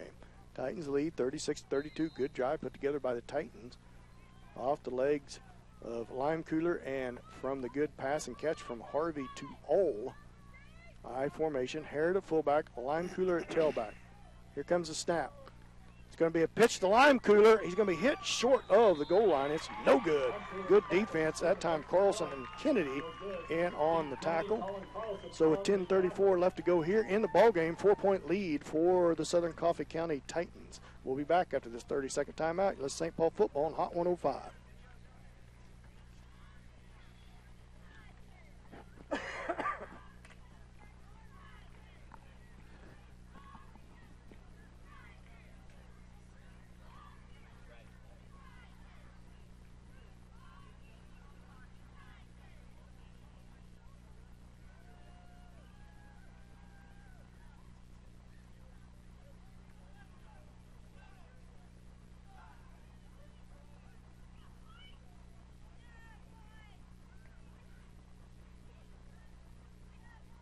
Welcome back to Miles Field here in St. Paul, where we got a good one where Southern Coffey County has just retaken the lead over the Indians, 36-32, 10:34 left to go in this football game as Adam Albertini retreats back deep as Old tees the ball up at his own 30-yard line. Indians had an opportunity last possession, Mike, to try to expand that lead, got down to the Titan 30 and just stalled out there. Stalled out.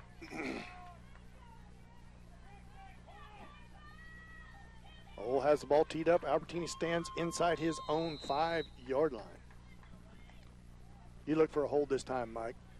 Kick's going to trickle towards the left side. Going to go out of bounds into the mud hole over there. There is a big, big wet mud hole, so that's going to back Titans up 5 yards. So see what they do. Last time they did this, Mike, They squib kicked it down the middle. Indians started at midfield, kind of an onside kick, trying to keep it out of Albertini's hands. We'll see what they do here. They change the ball out from the sideline because yeah, it's going to be wet down that over there mud on hole. that northeast side. It is wet, out of bounds. Excuse me. Well, they got an opportunity here if they can get a good return or that squib kick, either one, get some good field position. Albertini stands now at his 7-yard line. He's going to go out of bounds again. So the Indians are going to back him up 5 more yards. Who knows if this is wet football field or maybe a little bit of tiredness by old Mike. He's ran a lot of yards on that pass routes here tonight and playing both ways on defense the whole way. You wonder if they're going to kick that squib now just to keep the ball in bounds. It's going to take a couple bottles of, what do they call that stuff that you rub on your sore muscles in the morning, Mike? Each team's going to be sore tomorrow. They're going to know they played a football game. You're going to have an icy hot bath. Icy hot, there you go. Old's back now at his own 20, so Albertini now stands at his own 10. So good opportunity for the Indians here. This time it's a little pooch kick. It's going to be taken. Get on it. Kennedy picks it up. It's got some running room. Spins away from one. Cuts up the field into Titan territory. Running hard. Good return by Keaton Kennedy. Boy, Kennedy surprised everybody at that time. That was like an inch away from a disaster for the Indians because Hayden Smith and Kennedy was both close to the football, but a little pooch kick and all the way down to the Titan 30-yard line. 1st and 10 for the Indians at the Titan. Well, that's the 27-yard line. So what inside the 30. Great return by Kennedy. 26, isn't it? Haney up under center. Carlson at fullback. Albertini at tailback. Hand off to Albertini, looking for some room. Not much space. Creeps forward for maybe a 3-yard gain on 1st down. When they go to this different-looking package, they bring Murillo in to the line of scrimmage. It's going to give him a gain of 3. It'll be 2nd down and call it 7 for the Indians. Ball at the Titan 23. Same set. Haney under center. Carlson at fullback. Pitch to Adam Albertini. Cuts back to the middle. Not much space. Bottled up. No gain on the play. It's going to bring up a big 3rd down and call it 6 now for the Indians. Is a different look for the Indians here as Keaton Kennedy comes back into the game, as that'll put Haney back in at his tight end. 9:37 left to go here in the ball game. 36-32, Indians up by 4. Need to hustle up here to make sure they avoid a delay a game, as Albertini needs to pay attention to the back judge. In the pistol is Albertini. Set to his right is Kennedy. Here comes the snap. It's a good snap. Albertini's going to keep it. Pitches it to Kennedy late. Kennedy late's got some running room. Got a 1st down and more as he just tripped up. But not until he has a 1st down and a couple Titans down on the ground. Well, they ran into each other over there or what. Getting up slow is Lime Cooler and also number 1. Is that a flag I see on the far side, Dan? Oh, there is a flag on the far side. Clear on the Titans sideline. I'm wondering and if it appears to be against the Indians because they're all backing up. That flag thrown about the 20-yard line. Holding against the Indians. That was way downfield. That's not way downfield, but past the line of scrimmage. You rarely see a hold down that far. It's usually closer into the backfield, so that'll back the Indians up. It's going to be, instead of a 1st down, it'll be 3rd and 15 for the Indians from the spot foul. What a big call by the side judge. That's another odd place for it to come from. Is from the side judge. That was during the downfield blocking. Indians doing a good job on downfield blocking there. Somebody apparently got a little bit out of hand. 3rd and 15. Ball now spotted at the 32 of the Titans. Albertini with the snap. He's going to keep it. Starts up the middle and off the left side. Not much room to go. It's going to bring up a huge 4th down for the end. Now a flag comes in late. Really late from the side judge on this side. It's going to be face mask against the Titans. They're going to get that back then. Well, it depends what face mask it is against the Titans. If it's a 5-yarder or a 15-yarder. Now they're talking about is a 5-yard version or a 15-yard version. Give a 1st down on it. As the Titans retreat, and it's just going to be the 5-yard version, but it's still going to remain 4th down, I believe. But instead of 4th and 15, it's 4th and 9, so a little more manageable for the Indians. 8:57 left to go in the game.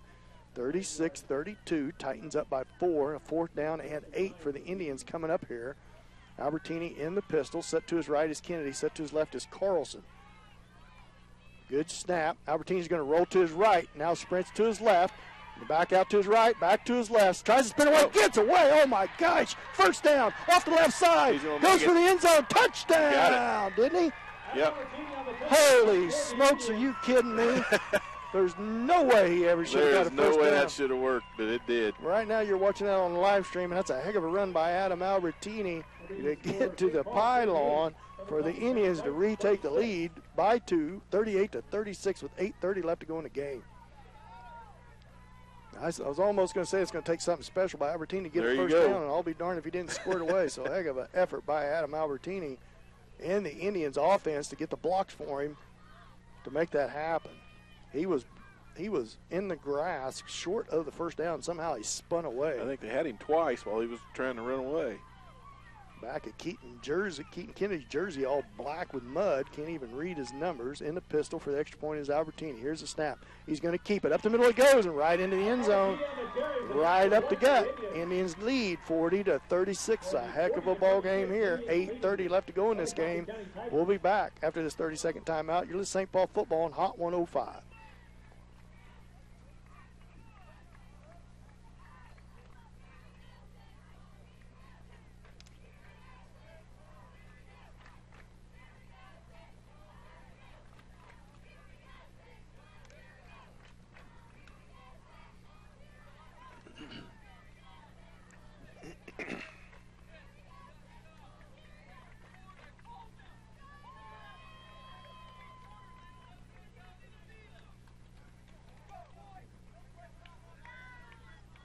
Welcome back to Miles Field, where we got a good one here, folks. 40-36. The Indians up by 4 with 8:30 left to go in the game. 2 timeouts each left for each team. A lot of time left to go in this ball game as the Indians kicking team takes the field here. I was going to say, Dan, this turned into a shootout, but I call it more of a slugfest. These teams are just getting after it with each other. I mean, it's just fighting the whole way. It has been a battle. The Indians with the Ivan Murillo. Murillo with the ball teed up at his own 30. Albertini on the sideline getting him a little breath, as well as Gib Carter. Need to have some nice coverage here. Murillo with the kick. Squib kick down the middle. It's going to be returnable. Lime Cooler picks it up at the 15. He starts off to the left side, cuts up to the middle. Bradshaw finally wallers him down at the 30. So good job by him, as he always dangerous. Lime Cooler. Wilson Smith was down there on that kick coverage. He got down through last time. He's the one that got tackled from behind, so he got past the tackling job. 1st and 10 for Southern Coffey County inside their own 30 at their 28-yard line. I formation. Harrod at fullback. Lime Cooler at tailback. Here comes a snap. Handoff Lime Cooler. Left side, right up the gut's going to have a nice 6-7 yard gain on first down. It's going to bring up 2nd down as the ball now pushed up to the Indians, or excuse me, to the Titan 34-yard line. A gain of 5 for Southern Coffey County by Lime Cooler on first down, 2nd and 5 from their own 34. Lime Cooler 14 carries here in the second half. He's really been taking a long time in the huddle here. The count's got to be getting started here. In the I formation, Harrod at fullback, Lime Cooler at tailback. Oh, the Indians in the neutral zone. As that was Adam Albertini, I believe, jumped in there too quick. It's going to be a first down for the Titans. Got to watch the ball, not listen to the count. 1st and 10 for the Titans, getting close to the 40-yard line, still in their own territory at the 39. Indians, Mike, need to cause a turnover here. That's what I'm going to call. All right. I hope you're right. That sure be Harvey's going to be news. In the pistol. Lime Cooler and Harrod split wide to the right, as well as Old back to passes Harvey. Slip screen. He's done. Old drops it. Haney on the coverage as Old goes right off his hand, falls incomplete. Be 2nd down and 10 as a different look for Southern Coffey County. Well, Haney had him lined up, too. If he'd caught that ball, I think Haney was going to lay it on him. Second down and 10 for Southern Coffee County in their own territory at the 39.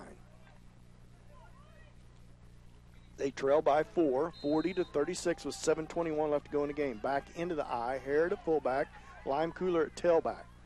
Coach Wartrick urging his team to do something as they hit Lime Cooler off that as he went around the left side for a 4-yard gain.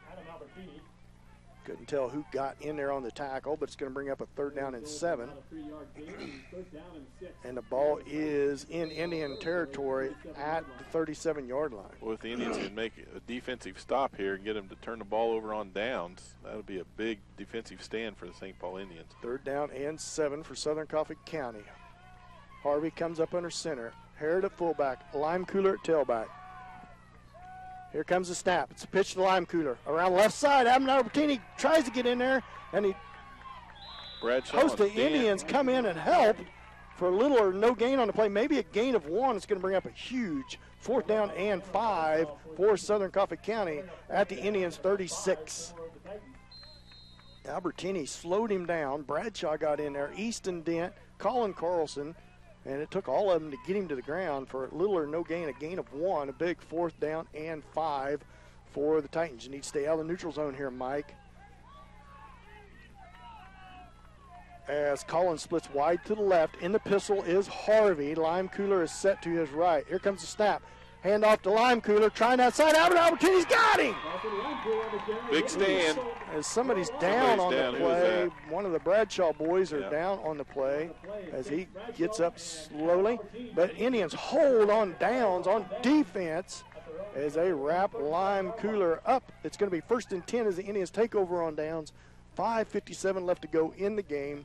Both teams with 2 timeouts. Indians lead 40-36. Well, that's what they needed to do, make that stop on downs. Get the ball back with a 4-point lead. You got to get down and put some more points on the board. What a defensive stand by the Indians there. 2 plays in a row, not just one, as Bradshaw hobbles up the line of scrimmage. Maybe a little back cramp.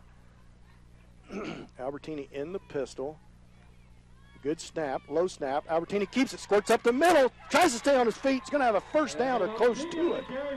As Lime Cooler and Harvey is, or no, that's Harrod. Harrod getting worn out. Good hard run by Adam Albertini, good for an Indian. 1st down into Southern Coffee County territory as Lime Cooler is the one that saved the touchdown run. Boy, you know, Adam's not short, but built close to the ground. He does a great job of staying on his feet, Mike.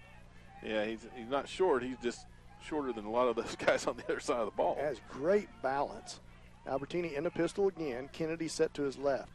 Albertini keeps it off the left-hand side, squirts up the middle, and Lime Cooler brings him down. That's Harvey that time. You know, they're going to just keep punching him right in the mouth going up the middle there, and that running game will wear you out if you've been out on the field the whole time. You know, you may start seeing some signs of some fatigue going on Southern Coffee County defense. 2nd down and 3, 7 yards on the game by Adam Albertini with 5:07 left to go in the game. Indians up by 4. Indians need to hustle up here. Don't want no delay game penalty. 2nd down and 3 as the Indians break huddle. Albertini comes to the line of scrimmage, and the count is on. Albertini in the pistol. Here's the snap. Good snap. Albertini's going to keep it off the left side. Squirts back to the middle. Drops his shoulder pad. Going to be close to it. Flag flew in. Holy cow, that is late. And that's going to be maybe a face mask. Flag on the play right in the middle of football. Face mask against. The only reason I knew that, Mike, is because Lime Cooler slapped himself on the helmet after Albertini had gotten past him. So Albertini had a nice, close to a 1st down. He had 3-4 yard gain, so that flag was thrown right at the 20. Another 5-yard penalty. 1st and 10 for the Indians. 4:43 left to go in the game. Indians up by 4. Ball spotted right at the 15-yard line of Southern Coffee County. 4:35 left to go in the game. Clock is running. Titans with 2 timeouts left. Albertini in the pistol. Kennedy set to his left. To the slot to the right is Carlson. Here's the snap. Good snap. Albertini's going to keep it left side, and he's going to be wrapped up by Lime Cooler. Nowhere to go for him. Tackled by Dawson Lime Cooler for the Titans. Might have should have went ahead and give that up to Kennedy that time, as that's going to be a loss of a half a yard. Second down and 10 for the Indians. Ball at Southern Coffey County 15. Indians really got to be patient now. Don't get in a hurry. Need to run as much as clock, but they also watch that back, Judge. Really need to score here. Second down and 11 from the 16-yard line. Pistol formation. Albertini in the pistol. Set to his left is Kennedy. Here's a snap. He's going to give it to Kennedy this time. Up the middle. He's going to have a short gain of the play as he gets past the original line of scrimmage. And that, I think it's going to be a Southern Coffey County timeout. It's going to bring up, let me see where they spot this football, a third down and 8 for the Indians. Ball inside the 15. So with this timeout, we'll take a 30-second timeout. You listen to St. Paul football on Hot 105.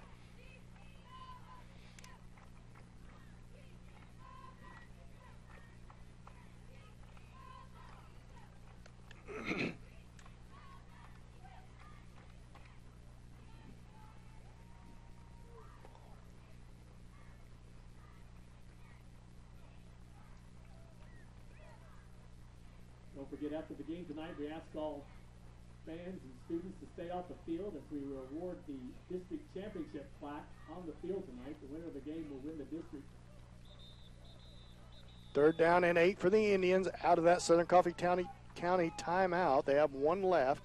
3:35 left to go in the game. Indians up by 4. Big third down and 8 for the Indians. What do you think Coach Wattrick dials up here, Mike? Going to look maybe for, well, I don't know. I was going to call that shovel pass, but I don't know if he wants to use that. I'm going to look roll-out pass. They're going to fake it. They're in the eye to Carlson. They're going to roll out to the left. As Albertini tries to make some room, he's going to spin away from a couple, leans forward. Good dive forward. He's going to be short, but he's not going to be short by much. No, maybe close. A yard or two. See where they spot it. He's short of the first down, so a big fourth down call coming up for the Indians. Is boy that.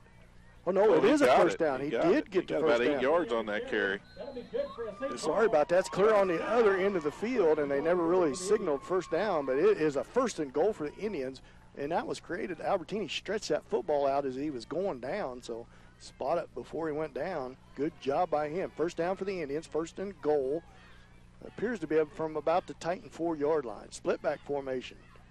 Carlson to the left, Kennedy to the right. Here comes the snap. To the right is Albertini, all bottled up there, nowhere to go. Now through backwards. Little or no gain on the play. And that's going to be another timeout by the Titans with 2:54 left to go in the game. 40-36, the Indians up by 4. It'll be second and goal when we come back from this timeout. We'll be back after this 30-second timeout. You're listening to St. Paul football on Hot 105. We need to score, Mike. Mm-hmm.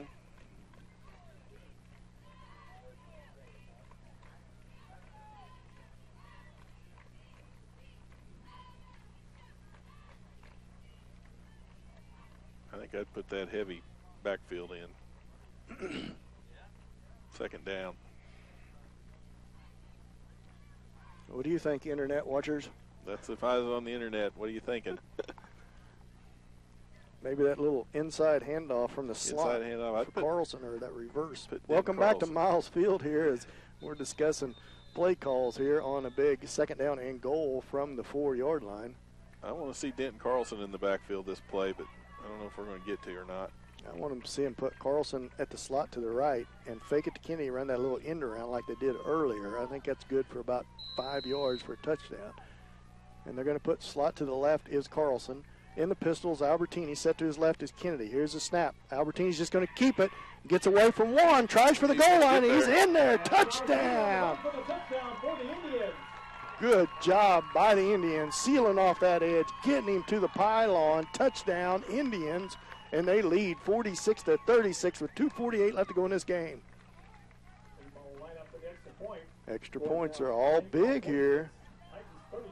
See, are the Indians, have they just missed one? Yeah, I think they just missed one. I was going to look at that as soon as I got through with trying this to one. write stats down. What a drive by the Indians. Great drive put together by the Indians. A big third down and 8. Albertini got 9 on the play. to give the Indians a first and goal. Pistol formation by Albertini. Slot to the right is Carlson. Kennedy set to his right. Hand off to Kennedy. And an extra point is no good. So the Indians have a 10-point lead with 2:48 left to go in this game. Stick around for our KW Trucking postgame show. Our title sponsor is Farmers Bank. And, Mike, we haven't did a very good job of talking about what's going on this week. By golly, Been too wrapped up in this game. Wednesday, the kindergarten through 5th grade get to go to the pumpkin patch. You want to ride along with them? I might get in on that deal. Let's see. Oh, and then, pre-K, 4th and 5th, I'm sorry, different days or different times, they're all going to the pumpkin patch. So that'll be a lot of fun for the kids. And then next Thursday night, Mike, we will be back on the air for high school football. Time and place to be announced. Now, I'm 100% sure the Indians are going to have a home game, whether they win or lose this game. Yeah. So, but the time, records. I'm not sure about the time yet, Mike. I would assume that's a 7 o'clock game, but that may depend on travel time because how it works is we are in Division I, so the winner of Division I will play the 4th seed in Division II. And that's, I don't even want to start naming. I know Waverly is in that district as well as others. Hartford, I think, maybe. Look it up on the internet. There's a nice bracket put together on the internet. And then the number 2 seed will play the number 3 seed. Number 2 seed in 1 will play the number 3 seed in 2. So I think we'll have a home game no matter what. I'm not sure on the time of the game yet as Murillo has this ball teed up. Squib kick down the middle. Taken by the up back and right to a knee goes number 2, Wade Collins, a 5'10 freshman. Appears like it's going to be right at the 25-yard line. First and 10 for Southern Coffey County at their own 26. We were talking about extra points. Dan St. Paul made all of their extra points up until that point tonight. First and 10 for the Titans at 35-yard line. 5 scores, 8 times 5 is 40. Yeah. 46-36, Indians lead. 2 receivers wide to the right is Ole and Limecooler. Harvey is in the shotgun. Back to pass. Looking to the sideline. He's going to be sacked. Who gets in there? I think it's one of the Bradshaws. Carlson, excuse me. Gets in there and wraps him up for the sack. Harvey's first sack of the game. A 3-yard loss on the play. Clock runs with 2:28. Indians defense all fired up. They should be. 2:25 and running. They lead by 10, 46-36, and one heck of a battle here tonight, folks. They're going to give away the district trophies tonight after the game, the champion and the runner-up. So 2 receivers wide to the right is Ole and Limecooler. In the pistol is Harvey. Way deep is the Indians D-back. Going to throw it across the middle. Got Limecooler. He's hit hard by 2 Indians. But not until he's got 17 yards for a touchdown. Not for a touchdown, it's a first down. Excuse me, a first down. Get me nervous there. I'm sorry. I was watching Limecooler go back to the huddle, say, give me the old spoon feed, like feed me. First and 10 for Southern Coffey County, still in their own territory at the 38. The Indians just, I don't want to say playing soft defense, but just trying to make them earn it, burn some clock, because the clock's under 2 minutes, and it's running, and they're out of timeout. So everything tackled inbounds, clock keeps running. Same set, 2 receivers wide to the right. Harvey's in the pistol.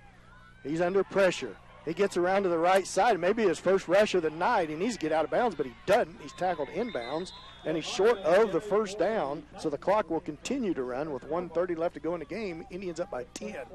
So good job by the Indians defense just to keep that clock a-rolling with 1:25 left as Old just now getting back to the line of scrimmage as him and Limecooler having to run 200 miles on the second down and 2. Back to pass is Harvey to the sideline. Oh, and he drops it incomplete. Well, they got lucky there. Old's by himself. And one thing you're not going to see is Adam Albertini blitzing now. He's playing back in center field, not letting anyone get behind him. It's his job. And the reason he's wide open is because he's got Albertini, Coach Watcher's got Albertini and Haney both playing. Albertini's 25 yards off the line of scrimmage, and Haney's 15 yards off the line of scrimmage. They'll start tightening up as they get closer to the goal line, but right now the Indians are content with tackling Southern Coffey County inbounds. 1:10, 1:11 left to go in the game. Indians lead by 10, 46-36. 2 receivers wide to the right is Ole and Limecooler. In the pistol is Harvey. He's back to pass. This time he's looking to his left, and it's going to be picked off by Easton Dent. Up the right sideline he goes and knocked out of bounds by He got that one, didn't he? He was ready for it. He got that one. And that should seal the deal for the Indians and be the district champs. What a great football game, and a lot of heart showed by the Indians.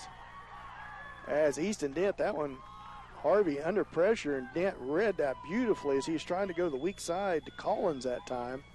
Boy, this is your favorite formation hopefully coming up here, Dan. I would think so. Victory formation, 1:03 left. Indians 1st and 10 from the Titan 33-yard line. Here it is, tight bunch formation. Albertini up under center. Clock's not running, so need to go ahead and take the snap here, Adam, as all the Southern Coffey County just standing there, so good sportsmanship by them. They know that's been a very, very good football game here tonight, as the Indians are going to move on as the Division District 1 first place, so they for sure will play at home next Thursday night against the number 4 seed from District 2. So check tomorrow. It may be Monday before they get all the brackets updated, but check your bracket and you'll see who the Indians play and who they set across from, as the Indians are going to come out with a nice 46-36 victory here tonight. Under 30 seconds left to go in the game. Albertini now goes under center, and he takes a knee, and that's going to polish the game off. A nice victory for Coach Watrick and the Indians. With just one little blemish on their record is the first game of the year, and a heck of a ball game by both teams, as Southern Coffey County known they was in a heck of a battle here tonight, but the Indians come up on top at home 46-36. We'll be back after that. We'll be back with our post-game KW Trucking post-game show after this 2-minute timeout. You're listening to St. Paul football on Hot 105. Thanks, everybody, for watching the internet. Join us next Thursday night, where the Indians are victorious 46-36.